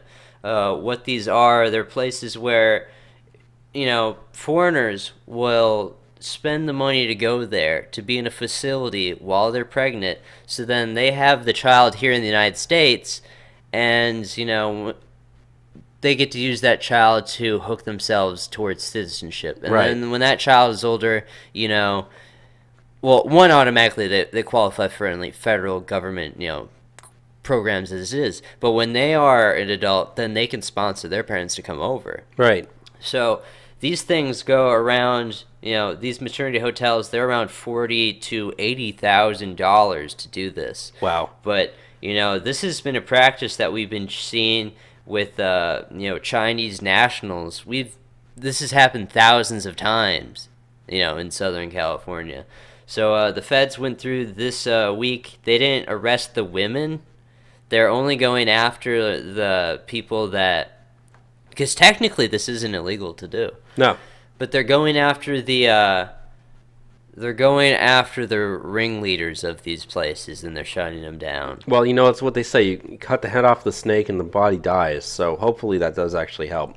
So, this has really thrown the situation of, should we be giving birthright citizenship away? Because having birthright citizenship in this country is the reason why this is a problem. Mm-hmm.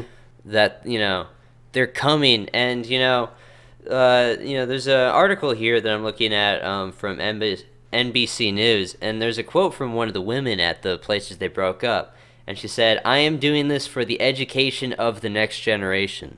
So she is doing this openly, admittedly, so that her child can have an education through American taxpayer dollars. Right. And what's our responsibility to support this kid?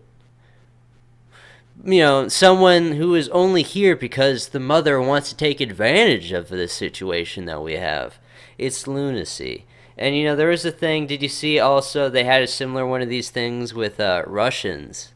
Yeah, I saw. I did hear about that. I didn't look too much into it. The media was making a big scuff about it because there's similar things that are happening as well with Russians, and some were staying in some Trump properties or something. Of course they were. But people are very mad because the Russians, they're supposed to be our worst enemies, and it really put, even for the liberal, the issues of birthright citizenship in perspective. Now, the Russians are not the worst egregious of this. It's Mexico and China. Mm-hmm. They do it the most to us.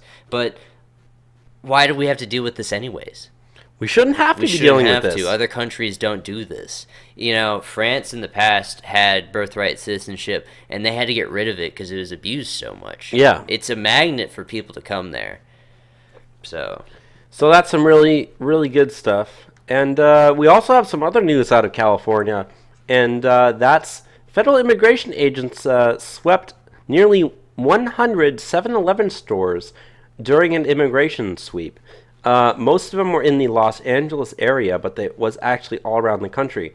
They arrested 21 people who were suspected of being in the U.S. illegally, and they also served inspection notices at convenience stores, 17 states and the District of Columbia. So, in a one-time boom, hit 98 of them at the exact same time, arrest 21 people, that's a good thing. We should be doing this a lot more. Yeah. And really keeps them on their toes. 21 people being arrested out of, let's say, 100 of them, that's essentially, so 1 in 5 7-Elevens that they hit had illegals working there. Yeah. And that's just one store chain. And they didn't even go after all the store locations. No. I mean, there's tens of thousands of 7-Elevens across the country. So, you can definitely continue doing this a lot more, and I hope they actually do. And so that's it's going to some good news. scare these businesses to do better searches into the background of who they're hiring, because there's fines when you get caught with, and we're stepping up those fines, too. We're handing those out a lot more than the Obama administration was. So this is really good stuff, and, 7-Eleven in particular, it may just be the one place, but we're going to be doing this for a lot of different places in the future. Oh, yeah. So. And, so you can go on to the next story then. Yeah, I'm pulling it up. So the next story that we have is in regards to foreign-born crime rates in the United States. At least 21% of people convicted of non-immigration crimes in the United States between 2011 and 2016 were non-citizens. 2.5 times the share of their population. This is a study out of Center for Immigration Studies, which we've, talked over tons of their studies. Very good stuff. New data from the U.S. Sentencing Commission shows that of those convicted of federal crimes between 2011 and 2016, 44.2% were not U.S. citizens, 21.4% if immigration crimes are excluded. So, if you exclude, violating illegal immigration or whatever, right, it's down to 21.4. Still substantial, though, because in comparison, non-citizens are only 8.4% of the adult population. 8.4% is committing 21.4% of the crime in this country. And if you don't exclude immigration, crimes, that's 44.2%. And, keep this number in perspective. About 4% of that, 8.4 is illegal aliens, and, the other 4.4% is legal immigrants. I want to read some other statistics they have out here just to tell you just how bad this stuff is. And this is at the bottom of the article if you want to scroll down there. Yeah, these are non-citizens. Yeah, so the Center for Immigration Studies said that areas where non-citizens account for a much larger share of convictions than the other, 8.4% share of the adult population include 42.4% of kidnapping convictions are for non-citizens. 31.5% of drug convictions are for non-citizens. 22.9% of money laundering. 13.4% of administration of justice offenses like witness tampering, obstruction, and contempt. 17.8% of economic crimes like larceny, embezzlement, and fraud. 13% of other convictions, including bribery, civil rights, environmental, prison offenses, and 12.8% of all auto thefts are committed by non-citizens. So yeah, non-citizens across the board are overrepresented in crimes, and as I said earlier, they commit about crimes on average of the citizen 2.5 times that of the average citizen. So, and yet they're these are people that don't need to be here. They're played off. Keep that in mind. They're played off like they're all these hard-working people that they all pay taxes, they all benefit society, they all bring our GDP up, yet they commit crime at 2.5 times the rate as a citizen. Yeah. There's data that goes along with this sort of stuff. You don't need to lie to yourself to understand these things. Yeah. So very, very staggering stuff with that. The last thing that I wanted to go into this week for immigration is in relation to what Jeff Bezos is doing. And that is Jeff Bezos has granted, through a donation of $33 million to DACA recipients for college scholarships to the DACA recipients. $33 million. And here's the thing that I want you to keep in mind about Jeff Bezos, okay? We all know him. He's the guy who does Amazon. And Washington Post. Yeah, and Washington Post. Of his Amazon employees in the country, 10% are on government assistance benefits. Yeah. So he's willing to donate $33 million to illegal aliens who aren't supposed to be here. That's $33,000 to each immigrant. Yeah. Each illegal. They'll fund 1,000 scholarships, these $33 million. He's got employees that need this money. Yeah. And he prioritizes non-citizens that aren't supposed to be here. That are hopefully going back pretty soon. And I hope his employees realize that. I'm sure a lot of them might not, but I really do hope that they do. Because they need to. And there's no reason that, there's no reason we should let this become the norm. Yeah. Because in reality, does Jeff Bezos really care about his company? No. What he cares about is keeping these people in so that it's, helps add more, helps add more Democrat voters. Admittedly to what they say. Admittedly to what they say. B, helps keep low-cost labor in this country, which does help benefit Amazon. Helps benefit everybody, just, the way that things are moved around. Except the American worker. Exactly, except the American worker. When I say it benefits everybody, I'm talking about big companies on their financial statements. That's what I meant by that, don't get me wrong. And so, yeah, there's a reason why companies like Walmart and Amazon and name it else, and it's probably true as well, want to keep these people in the country. It's so that they can save money. Yeah. And it hurts the American worker. And it helps add Democrat votes. Yeah. That's the reason. So, Jeff Bezos, he doesn't care about Americans as much as he cares about DACA recipients. No, he doesn't care about his employees as much as he cares about DACA recipients.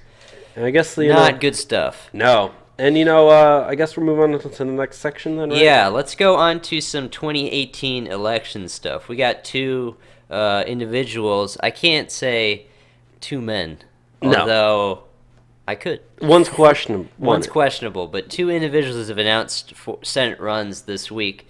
The first one, someone we hate a lot, Bobby. Yeah, so Chelsea Manning, or as I should say, Bradley Manning. Yeah. The former Army intelligence analyst who leaked classified documents has filed to run for Senate in Maryland. Fantastic. Yeah, so... yeah, I mean, what else can you say? This is just disgusting in all sense and purposes. And aren't people dead because of little Chelsea? There are people who, yes, see, the thing is, those documents did get released onto the public. They got published on WikiLeaks. So, when people bring up things like Snowden versus someone like Bradley Manning, okay, when Snowden released documents, he released documents talking about what the government was doing to citizens.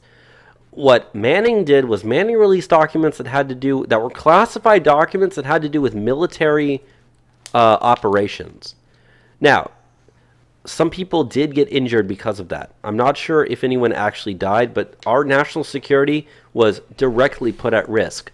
People did get injured and hurt and threatened and possibly shot, maybe even killed because of what Bradley Manning did. And that's the kind of person you want in the U.S. Senate. Yeah, and that's exactly who you want. You want some transgender person walking up in there with big old, I don't even know what Chelsea Manning be wearing.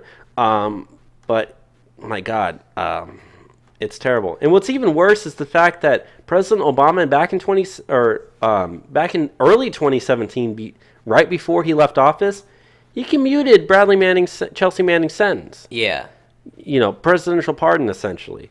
So instead of getting, sent to jail, potentially. Because Manning was serving a 35-year sentence. Yeah. Bradley/Chelsea Manning can only serve 1 year of that sentence when Obama commuted the rest. Yeah. So keep in mind, a president cannot undo a pardon. Just keep that in mind. So if you could say, well, why isn't Trump doing anything? Trump can't undo the pardon. And because Chelsea Manning was already convicted, you can't be convicted twice of the same crime. So unfortunately, the way the system is set up, Chelsea Manning is free to walk the streets and do whatever it wants to do, including run for Senate in Maryland. Yeah. So instead of being in a jail cell where Chelsea Manning belongs, Chelsea could be going to the U.S. Senate depending on how, insane people in Maryland are.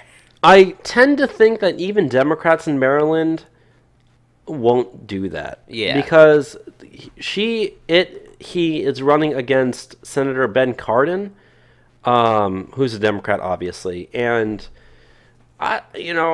when you're running for re-election, keep in mind the re-election rate in Congress is like over 90%. Yeah. And Cardin has good approval ratings. Cardin has good approval ratings, and the only thing Chelsea Manning, I'm just going to say Manning, it's easier that way. Yeah. Even though Bradley Manning is the correct technical term. Manning, when running for Senate, like we said, your re-election rate's 90%. That's the House, by the way. The Senate is slightly over 90%. Excuse me, sorry. So the Senate is slightly over 90% re-election rate for people. So, your chances right there, Manning, you're looking at 10%. You're an outsider candidate who doesn't have political experience. Most people hate you. Most people in America hate Manning. Hate this Chelsea Bradley Manning person right there. If you look at Manning's tweets, it's all like emojis and rainbows and like hearts and extremely liberal far left stuff. Like, we're not even talking like center left. We're talking like really, really, really far left type of stuff here. Even saying that ICE is the new Gestapo, like stuff like that. So Chelsea Manning, although there's no way that you're ever going to get that person back into a jail cell unless it commits another crime, please, for the love of God, if you're a Republican in Maryland, you know that no Republican is going to be able to win in the Republican primary. I'm not sure if Maryland has open primaries or closed primaries, but if for whatever reason you are a Democrat and you're listening to this program, I hope you're smart enough to vote for Ben Cardin in that primary. And also, I would say that if you're a Republican and it's an open primary, if you really don't care about who's going to be the Republican nominee, because let's face it, it's Maryland, you're not going to get a Republican winning. I'm actually urging, if you are in Maryland and it is an open primary, if it is, vote for Ben Cardin in the Democrat primary. Please do whatever you can to make sure that Chelsea Manning does not win. Okay? Yeah. That's just for the primary. You can vote for the Republican in the regular election. And if Chelsea Manning somehow does get on that ballot, you sure as hell better be voting for the Republican in that general election in November. But for right now, I believe that the Maryland primary is either the end of May or the beginning of June. I'm sorry.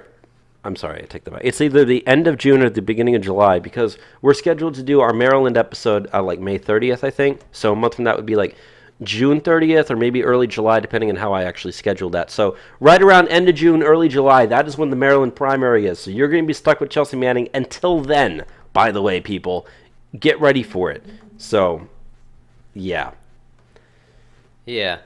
So the other person that is running this week that we want to mention is out in Arizona. Is someone that we don't dislike, but is not our first choice still, and that is Joe Arpaio in Arizona. Yeah. So Sheriff Joe here has announced that he is going to be running for the Senate seat in Arizona to try to replace Jeff Flake. Now, here's the thing about that in my regard. I have nothing really against Joe Arpaio. I know he's not liked by a lot of people.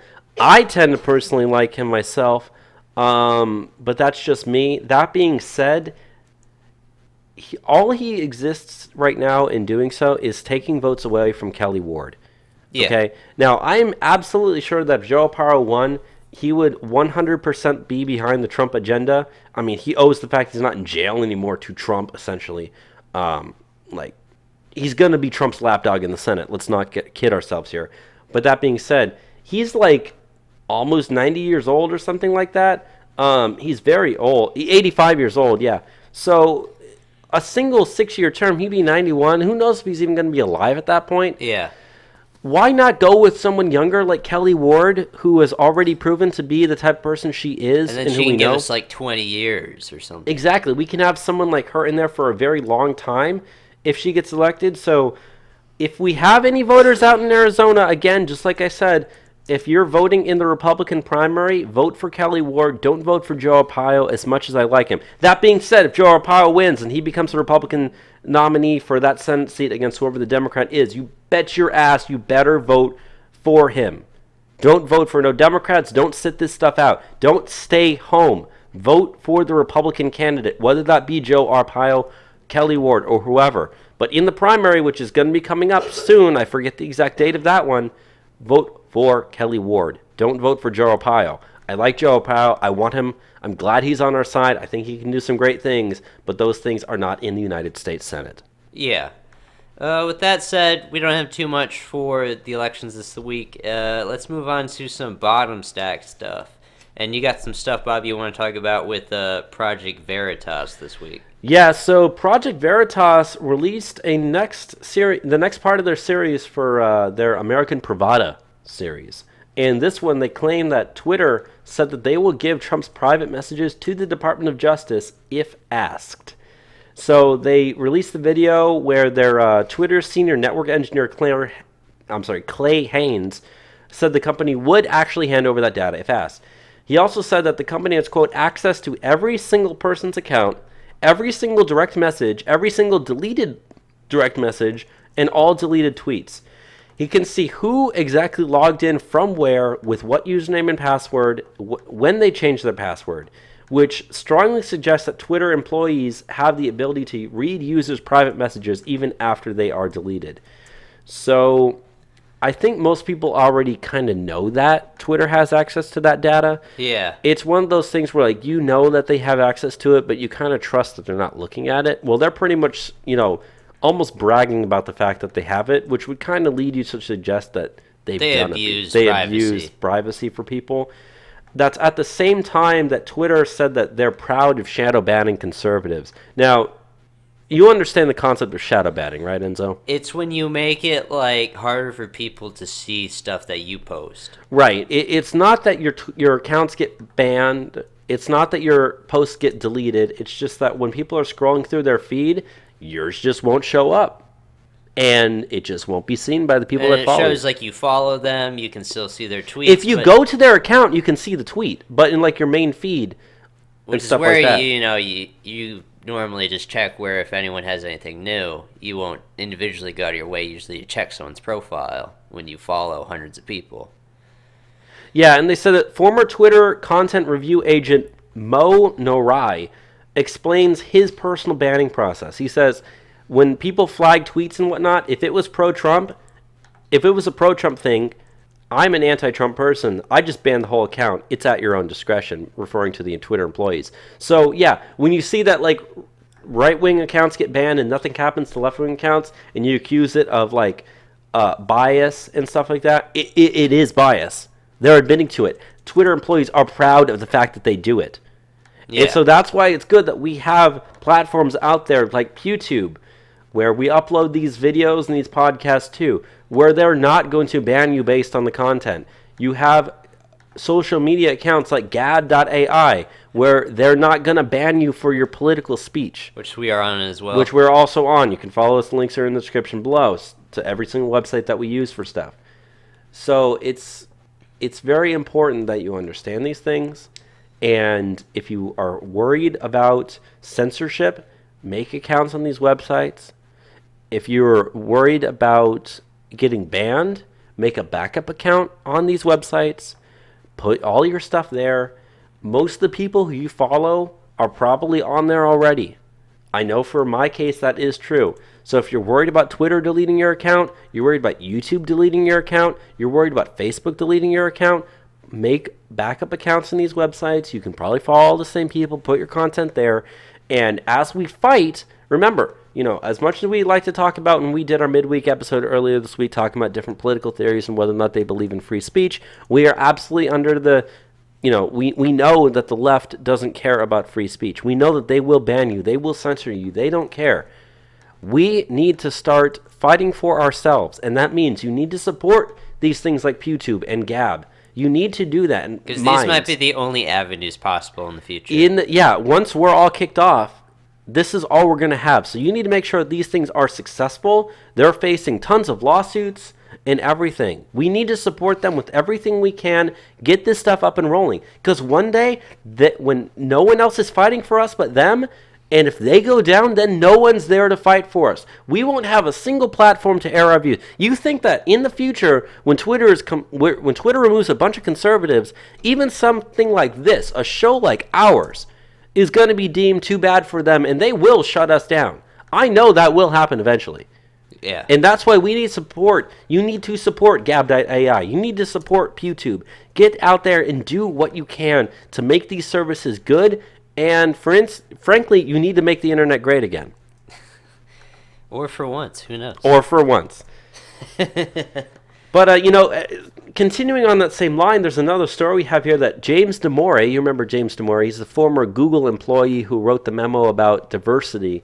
Yeah, I think it's just James Damore, isn't it?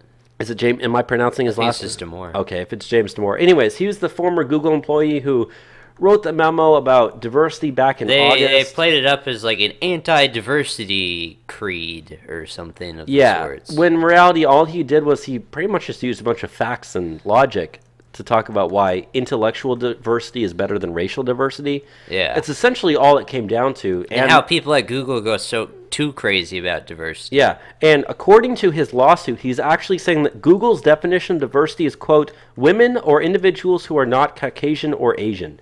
So he's even going so far to say it's not just anti-white discrimination, it's anti-Asian discrimination as well. Yeah. So he's currently suing Google for his firing. He's got a lot of different charges he's brought against Google.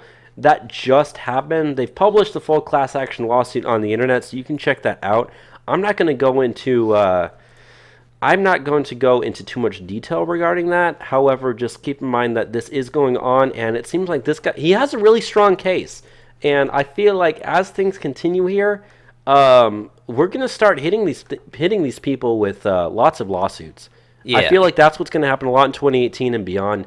That we're really going to start, getting some balls on us and actually fighting back against these people because it's gone on long enough. Yeah, internet censorship is getting too crazy, and the companies that do that are also discriminating in ways that aren't legal. So. Yeah, and so we really need to start fighting back against these people. I'm glad that we do have people that are doing it. This is just the beginning of stuff like this.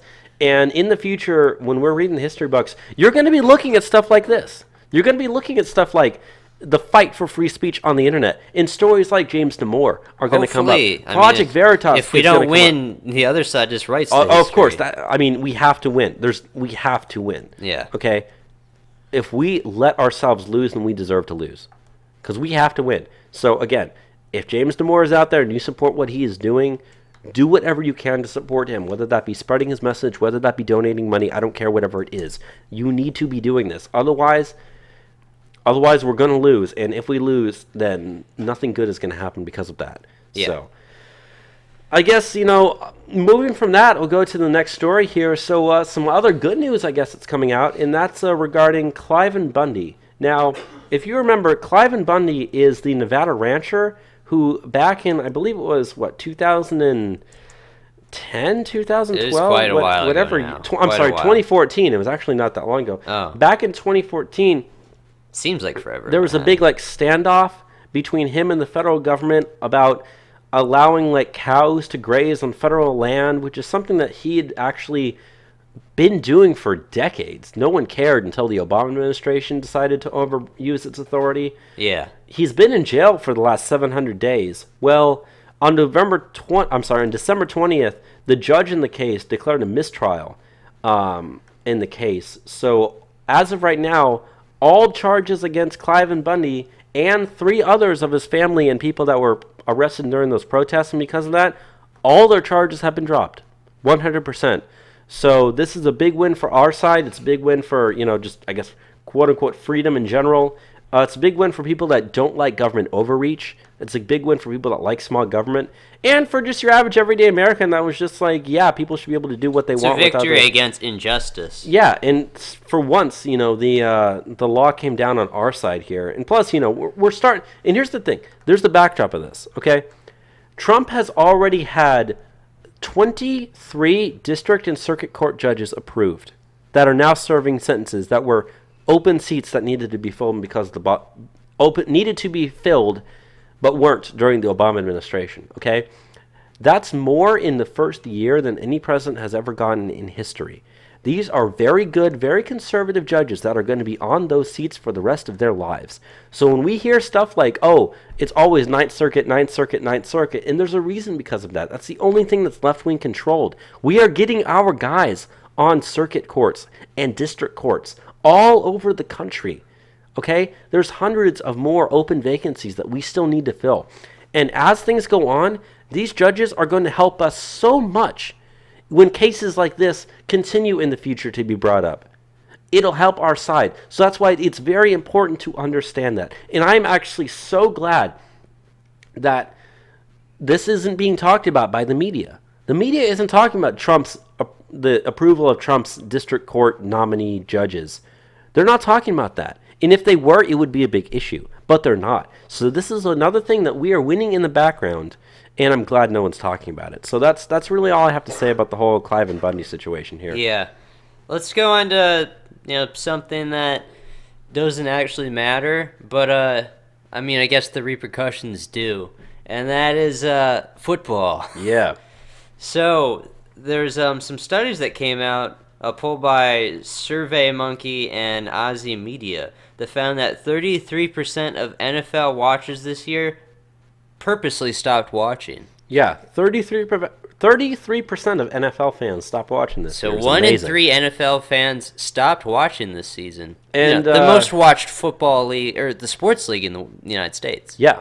Now, there's also another statistic that they got from that, which you were sharing with me earlier. Yeah, they got really the breakdown on reasons. They got the breakdown on reasons. So, the category of the 33% that said they stopped watching purposely, they titled the boycotters. These are the boycotters' reasons.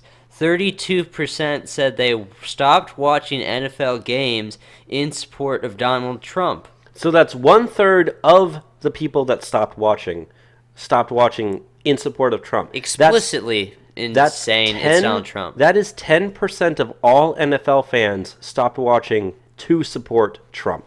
Now 1 in 10 NFL fans. Yes. Now the next one is 22% said they stopped watching in solidarity with players kneeling. So, Trump is the biggest reason why people, but, the kneelers also are close. Yeah. The next one was 13% said there were no interest in the teams playing for them.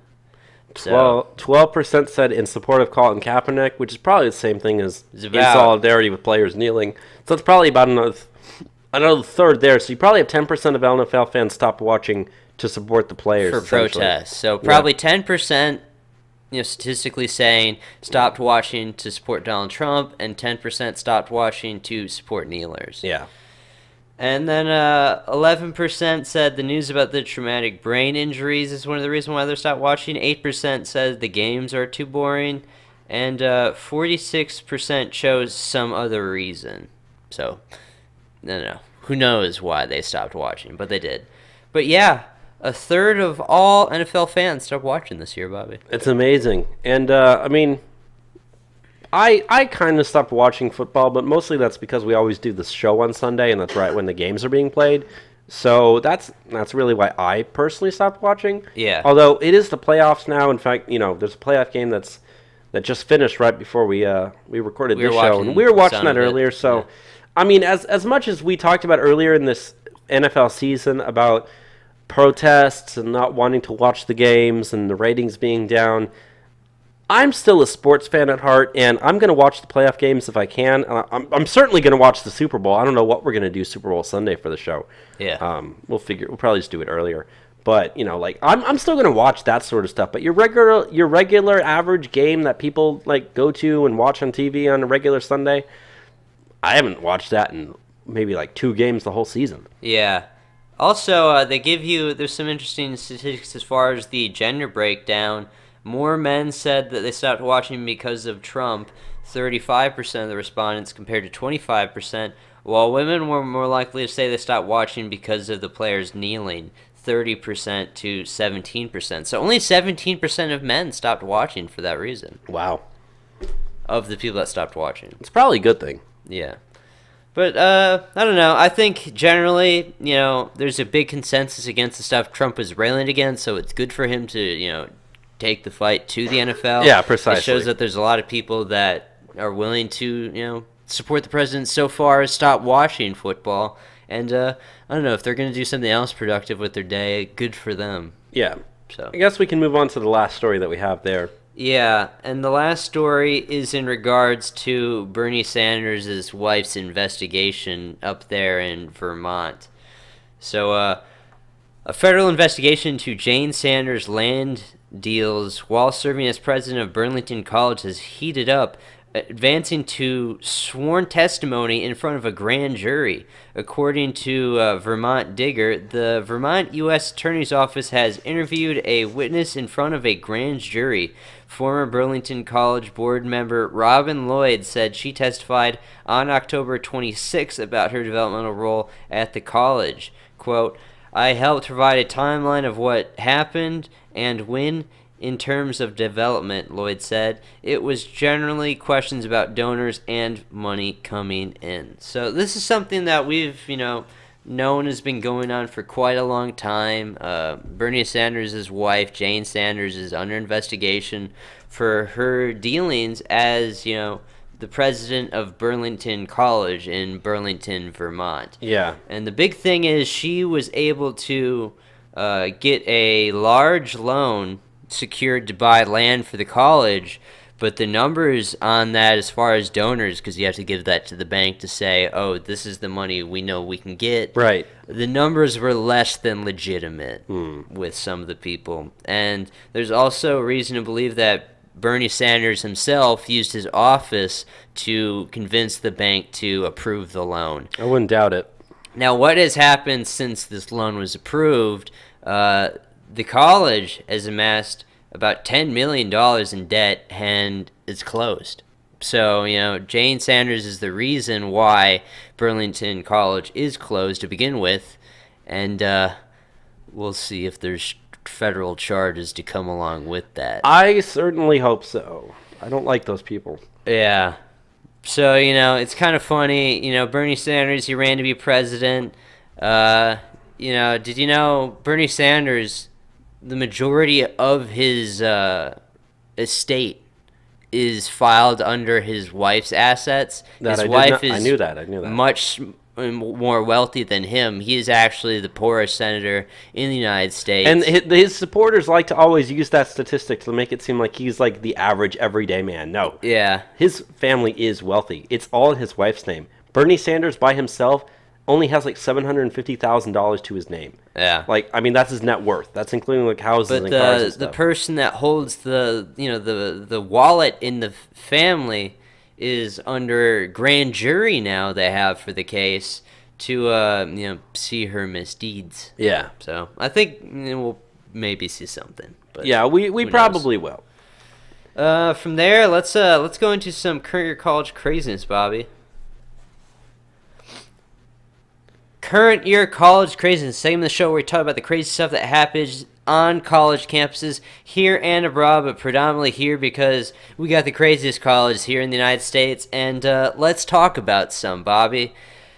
The first thing that we want to talk about is a math professor who says that meritocracy is a tool of whiteness. Yes, so this is a math professor at Brooklyn College. Writing in a recent academic article talking about how meritocracy in math classes is a tool of whiteness. Lori Rubel is her name. She said that even teaching for social justice can be a tool of whiteness if teachers still believe in the myths of meritocracy and colorblindness. Did you know that meritocracy and colorblindness were both myths? not judging people on the color of their skin and having a system based on merit, not based on skin. That's racism. Bob. Yeah, she implies that both meritocracy and colorblindness as ideological precepts that hold black racial minorities from succeeding in math classes in an article for the Journal of Urban Mathematics Education. Rubel, who taught in high school math for 9 years before becoming a professor, argued that while meritocracy is commonly linked to hard work and talent, it also functions as a tool of whiteness because it ignores systematic barriers and institutional structures that prevent opportunity and success. So African Americans are prevented from doing well in mathematics because of meritocracy. Because of merit, because of the fact that only the best of the best are getting the good positions, there aren't enough blacks represented there. Therefore, it's racist. Which is racism. When in reality, maybe it's because blacks just aren't as good about those things. Yeah, maybe whites and Asians are better. I don't know. Maybe just the people that, go just don't do well. Who knows? But apparently it's meritocracy. And that's the reason why. But also colorblindness. And it goes on to say that colorblindness, too, can be an issue for math teachers, according to Rubel. She says that teachers who claim colorblindness, that is, they claim to not notice the race of their students, are in effect refusing to acknowledge the impact of enduring racial stratification on students and their families. By claiming not to notice, the teacher is saying that she is dismissing one of the most salient features of the child's identity, and that she does not account for it in her curricular planning and instruction. So she's trying to. So what she's saying is it's a bad thing that we're all treated equally, because by being treated equally, we're ignoring that very important thing to us, that is our race. And because of the fact that... What does race do with math, though? I thought they said that race was a social construct. These people math isn't a social construct, though. Is math a social construct? I would contend Is 2 plus 2 racist, Enzo? According to her, it is. You know why? Because before asking the class that, you haven't thought through how different races will react to that question. That is true. Therefore, you're racist and a bigot. Maybe, I don't know. Bigot. Well, let's go to the next story from El Diablo Valley College. Oh God. Yeah, so the next story that we have up is there's a Diablo Valley College professor, which before I even say what the professor said, Diablo Valley College is the same college where Eric Clanton, the professor Eric Clanton, who was bike lock professor during the Battle of Berkeley, took a bike lock and smashed that kid in the face with it. The guy had to get stitches and almost died. Could have lost an eye, and now he hit multiple people with bike locks. Multiple people with bike locks, and he's been arrested, and I think he's still waiting for trial. Yeah. So that's still going. This is the same college as that guy, keep in mind. But this time around, we have a Diablo Valley College professor is telling their students to violate U.S.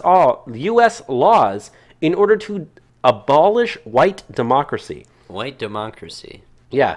So the professor was Albert Ponce. He said in the video, and that's the beauty of the law. If you can write it, you can convince all others to follow it, just like all of us do today. When we shouldn't. Many of the laws existing, we should be violating those laws. And he said, and then he went on to, he had a picture of Trump, Jeff Sessions, and a portrait of Andrew Jackson on the screen behind him. And he called Trump and Jeff Sessions both white supremacists. And he said, it's fitting that a white supremacist of old and a white supremacist of today exist and they're smiling in the same White House. He says, abolition means we must destroy it, not reform it. He says, no voting is going to help. No writing your congressperson. We need to smash white democracy at every institutional level in this country, beginning at the local space, at the state, at the federal system, and build something new. And that's frightening, because we don't know what is to come. There will be repression, he said. Yes, that always happens. But those who are willing not only to take a knee, that's just the beginning. That's just a symbolic, peaceful gesture. It's going to take a lot more work. So the guys openly advocate to break laws and probably assault and kill people in the process as well. Saying that's the peaceful solution, now we need to go on to the better one. Now by white democracy, he means an election result didn't go the way I wanted it to, so because a lot of white people vote for Donald Trump, it's time to abolish white democracy. Mm-hmm. not thinking for a second about all the people that aren't white that voted for Donald Trump. The guy achieved 1 in 3 Hispanics voting for him, but no, their opinions on the democracy doesn't matter. If we're not doing democracy right unless we get rid of, I guess, white people. They're trying to completely destroy the system of law and order that European countries, and then by extension, North American countries as well, are operating under. And yeah, those countries are majority white, and yeah, they are mostly peaceful, and yeah, they are better countries than the rest of the world. There's no denying that. There's reasons for that. And part of that is the systems that they set up, the systems that they are openly trying to destroy, that they're openly calling for in a freaking college classroom. Saying, and by the way, you shouldn't be following these laws. You should openly be breaking these laws. Do it. There's a reason why colleges like this, there's a reason why professors like this succeed in those colleges. There is no coincidence at all that both of those professors teach at the same college. I guarantee you they know each other. Yeah. I guarantee that the students in that class are probably the same students who are out there all dressed up in black as members of Antifa during the Battle of Berkeley. Yeah. That's a fact. And, one, it's illegal to advocate for breaking laws, okay? But two, does he actually think anything good will come from breaking all these laws? He doesn't care. He doesn't care, He's looking at the end goal. He's not, as we always like to say, he's not advocating to construct something. All he cares about is deconstructing. And if you notice, his word choice that he used there was the same thing. It was all destroy, destroy, destroy. There was no, it was a, let's destroy it now, we'll figure it out when we're done. The plan is, let's vote, or let's destroy, white democracy. I guess that means white people not voting anymore. So then only people that aren't white get to vote. Which, by the way, means 0 Republicans ever get elected. Which will also be not a democracy. Yeah, and de facto, it's just going to be Democrats rule. So, I mean, you could just say that. And you see how much anti-white hatred there is today with Republicans in charge. Yeah. We don't even have imagine what happens by 2045 when whites are a minority in this country and Democrats have full control over everything. You think things are bad now? You wait to see what it looks like in a couple of years. Yeah. But yeah, so let's go on to the next one that I have, which is also targeting people that are... It's not just whites. It's not just white people that are guilty of colorblind stuff. So, an Asian American Studies professor at the University of Illinois says that interactions between Asian American students and international Asian students carries the risk of reinforcing so-called colorblind racism. Su-Ah Kwan says that students reinforce that part of racism in their attempts to reach out to their international counterparts. Discovering that international students self-segregate by nationality, Professor Kwan says that efforts to integrate them into the local community reflect the pervasiveness of normative whiteness on campus. Quote, "We problemize this schema not only because it places undue responsibility upon Asian American students, but because it also renders the experiences of racial marginalization and discrimination invisible for international and domestic racial minority students." Kwan says colorblind racism happens when people do not take race into account when confronting issues, which she argues is problematic because it ignores structures of power that privileges whiteness and white supremacy. So, by Asian American students treating racial minorities in a colorblind manner, they're contributing to white supremacy? Am I reading this correctly? They're at least not fighting against it. Right. By proxy, maybe de facto enabling it by being colorblind. Interesting. I wasn't... And this is an Asian professor saying this about Asians. I wasn't aware that white supremacy is enabled by treating everyone the same. Treating people not due to race. Colorblind is, I don't see race. Would that race. be equality then? Or advocating... So by advocating for a form of equality is actually advocating for... Is equality white supremacy, Enzo? You could infer that from this very easily. Kinda. It's a strange one, all right. I would love to see what would happen. Not viewing people in terms of their race is colorblind racism, which causes white supremacy. I wonder what would And happen. Asians do it apparently. I wonder what would happen if you published on Facebook and said equality is white supremacy. I wonder how far that would get you. I don't think it'd be very popular. I don't think it'd be very popular either, but hey, what are you gonna do? Let's move on to the next one. This is I out love of this story. UC San Diego. So there's an injured UC San Diego student is now suing her school for failing her to stop protesting Trump. Her name is Maria Ana Carola Flores. And back, I believe this was the day after the election. Yeah, it was the day after the election when all the colleges had their massive protests the day after the election.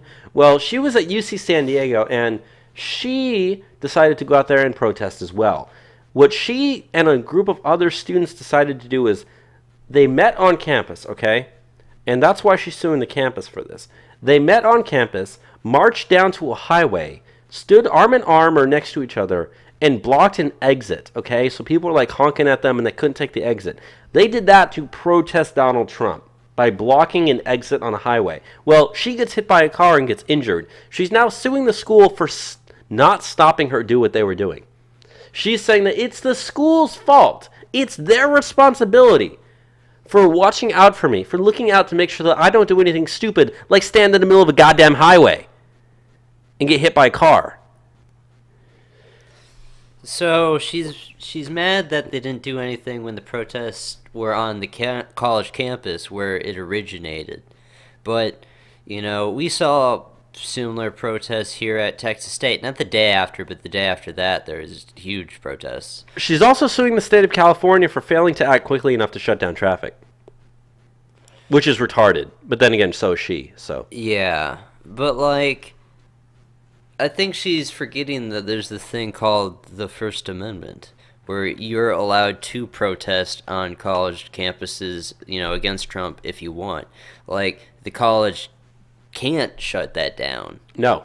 I mean, they can keep it from marauding into destroying things. That's their job. But they can't say, no more of this. Yeah, and it's not like they said, hey, it's not like they posted around campus saying, hey, we're going to go march to the highway, telling the school, we need your permission for us to march to the highway. Once they leave campus, are they even campus's,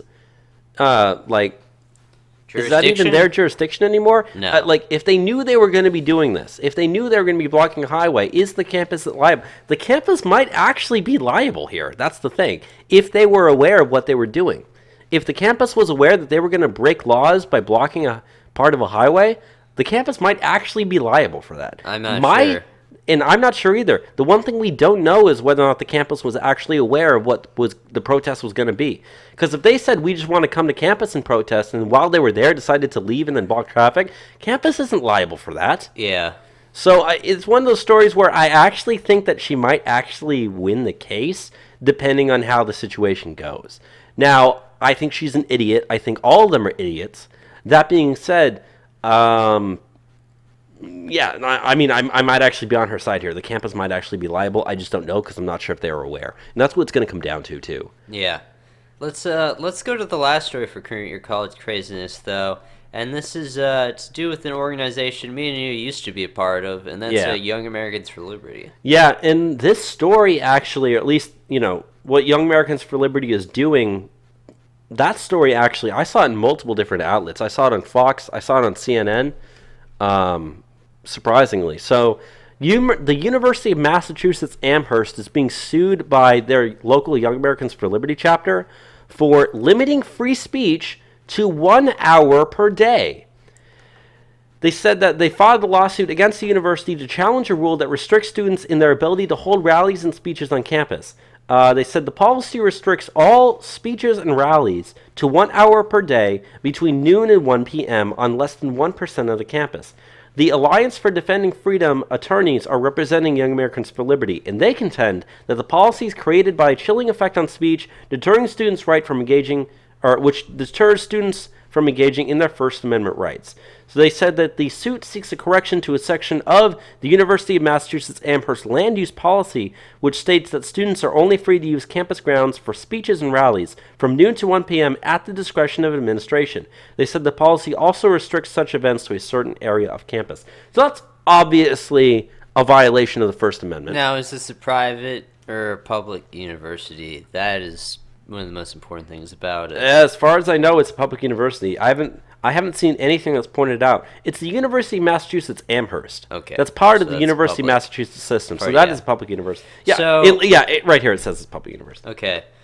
So, I used to be a president of a Young Americans for Liberty chapter, Young Americans for Liberty, Texas State. If you look on the live stream, I got the sticker for Young Americans for Liberty on the back It's of my the laptop. big white one right in the middle. Yeah. If I was the Young Americans for Liberty group on campus there, I would be violating that rule as much as possible. Yeah. I would take the fight endlessly to these people because you can't do these things. But the peoples in these institutions are so aggrandized to their in-group, their, hive mind of this current year college craziness that they imbibe, that they don't think free speech is, They don't believe in free speech. they don't really believe in it. And they'll do the absolute minimum that they can get away with, and they're not going to get away with this, because free speech is everywhere in the public at all times. It's not 1% of your campus an hour a day to the discretion of the college. That's insane. Yeah, when you see at the discretion of campus administration, that means if you're conservative, good luck. If you try to bring a conservative person there, they're gonna say no, which is also a violation of free speech. It's a heckler's veto. But that being said, there are times where things are questionable as to whether or not they're violations of free speech. This is obviously 100% violation of free speech. Most definitely. Like, there's no way you could spin it to where it's not a violation of free speech. Like, yeah, they deserve to get sued. We actually know someone who sued her school here in Texas. She got $50,000 for the school violating her free speech rights. Who was it? I'm not going to say names in the podcast, but I'll show you her Facebook account later today. Okay. But she won a free speech case in FIRE. The group FIRE, which is for free speech on campuses. Yes. They represented her in her case. And that same organization, if you haven't heard of it, it's FIRE. God, I wish I actually remembered what it was. But it's a free speech organization for college campuses. If you're a college student and you're listening to this program and you believe that your school is violating your free speech rights in some kind, get in contact with FIRE. They'll take your case for free. I will. I'm not sure about that, but they might. But they'll probably at least let them hear your case if you believe that you have a good case. We will put the link to their website in the description of this episode. So if you believe that your campus university is violating your free speech rights, you need to get in contact with FIRE right now, or get in contact with the Alliance for Defending Freedom, because they're the ones who defended them in this case. Get in contact with one of those, or hell, even both groups. Get in contact with both. And if you have the ability and you talk to these people and you think you have a good case, go for it. Sue your universities for every last penny they freaking have, because what is more important than anything is our free speech rights. If they take that away, we're done. We're over. And they know that. That's why they tried to do it. And we need to fight back. As I said before, grow some balls, grab the sword, and go onto the battlefield. Get ready and do it. We're taking the fight to them. Yeah.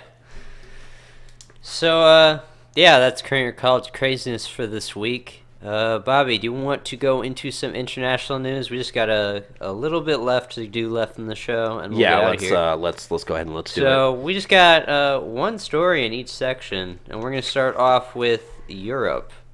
Out of Europe, Switzerland is up to some good stuff. Yeah, Switzerland has recently introduced a policy to where I actually really want the United States to add this policy. It would be amazing if we did something would. like this. So what Switzerland is doing is they are rejecting the citizenship bids of any resident who has been on welfare. And by resident, that means migrant. So essentially, it's going to make it impossible for any asylum seekers or migrants that were living off of welfare to become citizens, because they have to pay it back before their citizenship application, quote unquote, goes through. Yeah. Imagine if we did that here in the United States.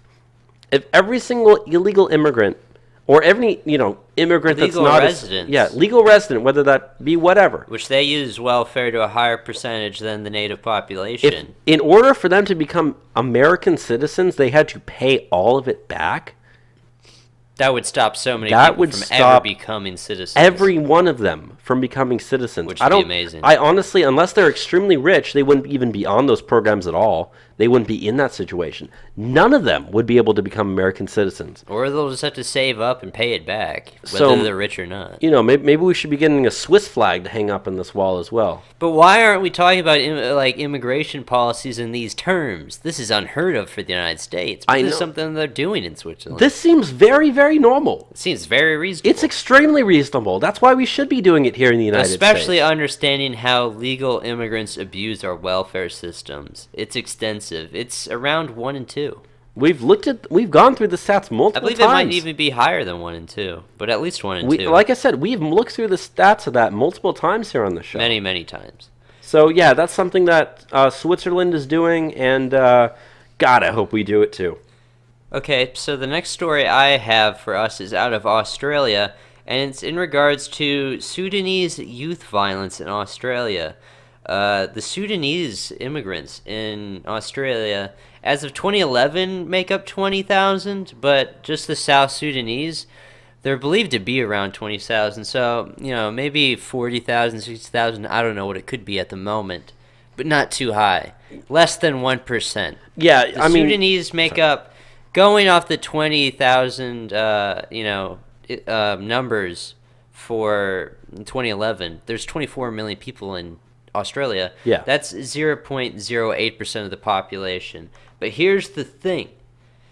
Despite being less than 1%, in Victoria, Australia, Sudanese-born individuals make up 13.9% of the aggravated robberies and 7.4% of home invasions. Amazing. So, Trump was talking about shithole countries, and Sudan is a shithole. South Sudan's a shithole too. South Sudan is definitely a big shithole. And they don't have a lot of, Sudanese immigrants whatsoever, but they're experiencing a lot of crime from this small population. The numbers go out to where, on average, the Sudanese commit 4.5 times the average amount of crime that an Australian would. Wow. And these are people that don't need to be there. They aren't required to be there.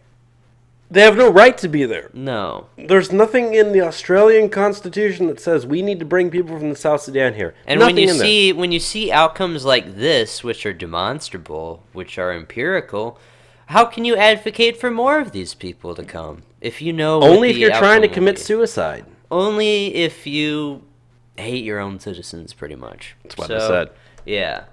I just wanted to bring that up because it's pretty staggering, and other countries have big problems with immigration too, and we make note of them on this program. Yeah, because if they have problems, we can suffer together and maybe come up with, compromise solutions. Yeah. Next thing we want to go into is just a thing out of Asia, which I think we can mention out quickly, is that President Moon there in South Korea has credited Donald Trump with the renewed peace talks with North Korea. He said, quote, there's a little pop-up on this website. I'll read it. Yes. He says it could be a resulting work of the U.S.-led sanctions and pressure, Moon reported. I think President Trump deserves big credit for bringing about inter-Korean talks. So, the president of South Korea outright says, Donald Trump is, the one that deserves the credit on this, but the American media plays up him as the one that aggravates the situation out there. Yeah. Because he tweets stuff. But really, in how the stuff is going, Donald Trump hasn't been bad the entire time in North Korea. He's done what he needs to. He takes it seriously. He's made a great friendship with the president of China, the president of, the prime minister of Japan, and the president of South Korea there. Yeah. He's made great friendship with these people because he wants them to be protected. He wants the United States to be protected. He doesn't want a close menace like North Korea constantly causing trouble for those people. Because he likes those countries over there because they're good for the United States in terms of trade, as long as the trade policies benefit the United States and not hurt us like the TPP was trying to do. Yeah. And what you also need to remember is we're less than a month away from the start of the Olympic Games. They're being held in South Korea, okay? So that's why it's so important that these talks get underway, because we don't want North Korea screwing around and, potentially disrupting the games because of whatever they're doing. Okay, so that's why it's very important that we try to achieve some sort of peace and at least stability in the region. And it's a good thing that South Korea and Japan and China are on the United States' side in this thing. Yeah. Let's go to what we have out here in North America, and that's the U.S. has put some travel warnings on 5 different states in Mexico. Yeah, and again, we're talking about shithole countries here. Let's not forget, Mexico is a shithole country. Yeah, it's bad out there. Even though you have so many millions of immigrants from that country here in the United States, and they love their home country, they've always got their Mexican flags, and they always stay with their culture, and they rarely ever assimilate past a certain point. Remember what we were talking about when we did our 2017 Global Conflicts Report. Okay? If you rank every country in the world with deaths due to war in the year 2016... If you consider the war on drugs in Mexico a war... deaths due to war. Number 1 was Iraq. Or maybe number 1 was Syria, but Syria and Iraq were number 1 and 2. 3 was Afghanistan. 4 was Mexico. 5 was Somalia. It was number 1 Syria, number 2 Iraq, 3 Afghanistan, 4 Mexico, and 5 Somalia. I got 3 out of 5 of them right. Yeah. But that's the whole point, though. Okay? People forget, Mexico is an extremely dangerous country. War zone. It's a war zone. It's an extremely poor and dangerous country. And we've now put 5 states, Tamaulipas, which is on the U.S. border, Sinaloa, Colima, Michoacan, and Guerrero on the Pacific coast, which are all hotspots for drug cartel activity. So the new warning system designated them a level 4 risk, which is the highest level of potential danger. Mexico as a whole has a level 2 rating, meaning that Americans should just exercise increased caution. But an additional 11 Mexican states got a level 3 warning on Wednesday, which is where people are urged to reconsider travel. So that's what?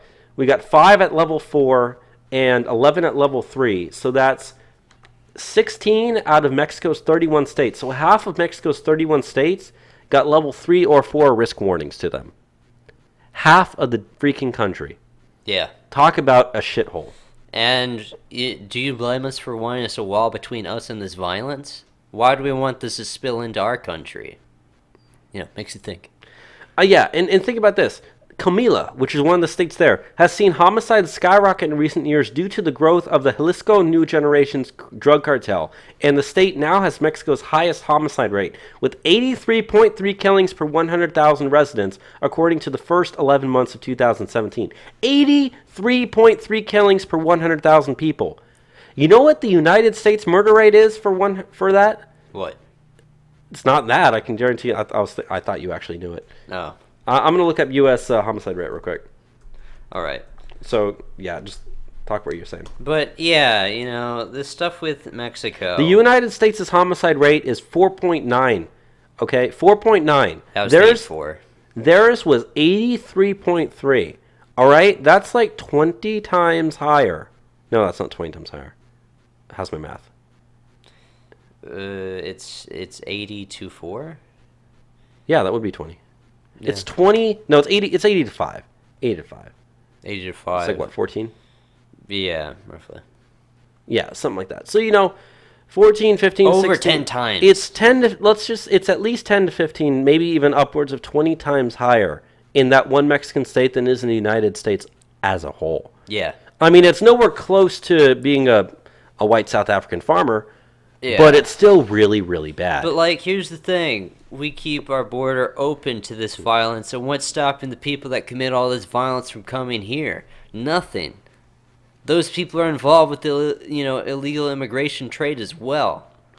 So we, stop that right there in their tracks and prevent that from coming to here. Why is this a controversial thing when, a wall would do this? Exactly. But let's go into the last thing that we have for this week.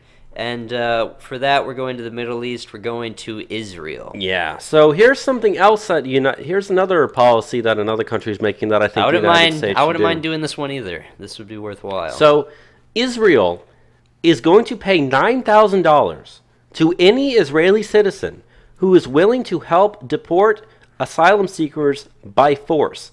So literally joining deportation squads. Yeah. You'll get paid $9,000 or 30,000 shekels by the Israeli government to serve as, on those things. They said they're only looking to hire about 100 people over the next 2 years. So far, they've got about 40 that have already been hired. So it's not like we're saying this is a big, thousands of people are signing up type of thing. But they're just giving this to the open public. Exactly. The open public. Anyone who's willing and able, and obviously I'm sure they have to go through physical tests and stuff like that and whatnot. Yeah. Which is, understandable. I would do the exact same thing. Probably a lot less than what we require for you to become an ICE agent here in the United States. Probably. So imagine if the United States said, by the way, anyone who wants to help ICE with some deportations, here's a couple $1,000.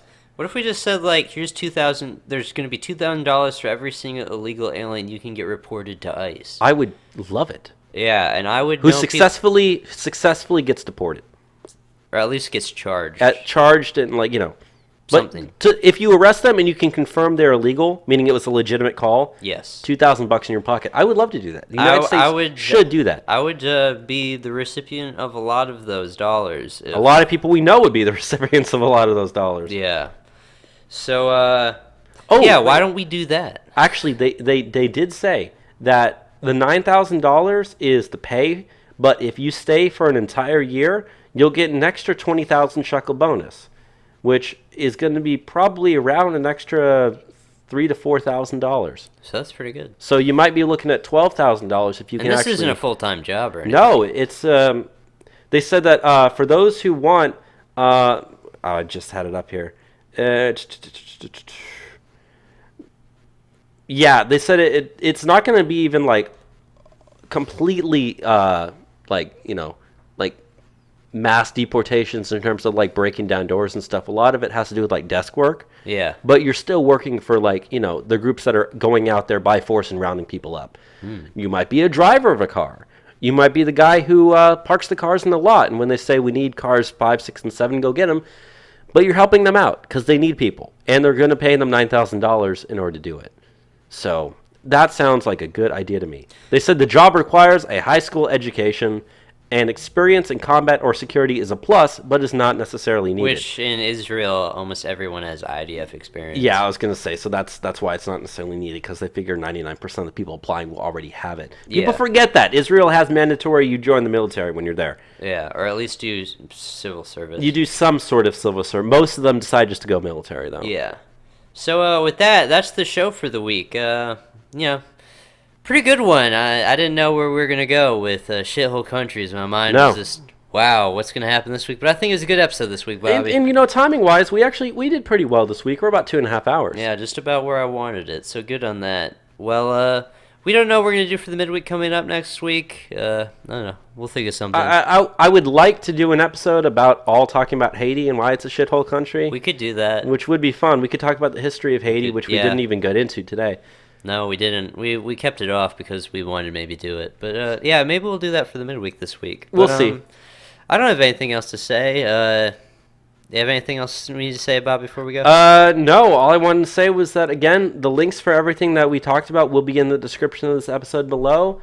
And, if you follow us on our Twitter, follow us on Gab, like us on Facebook, subscribe on YouTube, subscribe on PewTube. That's the ways that you can get out to us. And you can contact us by emailing us at trumperpublicradio@gmail.com if you have any comments, questions, or concerns. Let us know what you like about the studio. Let us know your thoughts on that. That's what I really, really want people to do. Leave a comment, tweet at us, send us something on Gab, leave a comment on Facebook, something. Because we honestly want to know. Because last week we just tested it out with that first mini kind of studio. And now the but, studio, it's different than what it was last Sunday. Now it's much better. And we've got now these microphones that are both hooked up, so I don't have to worry about recording the way I used to be recording. It's all one file, it's all one track. We've got the webcam set up, so those of you that want to watch us later can watch us in the webcam if you like that sort of stuff. We'll get those up on YouTube as well. Yeah. So things are looking well right now for the show. So download numbers are great. I'm really happy with where the show's going, and it feels like we're just getting better every week. It does. So other than that, I don't really have anything else more to say. No. Then with that, thank you for listening to another episode of Trump Public Radio, and have a good one. Goodbye, everybody. Bye.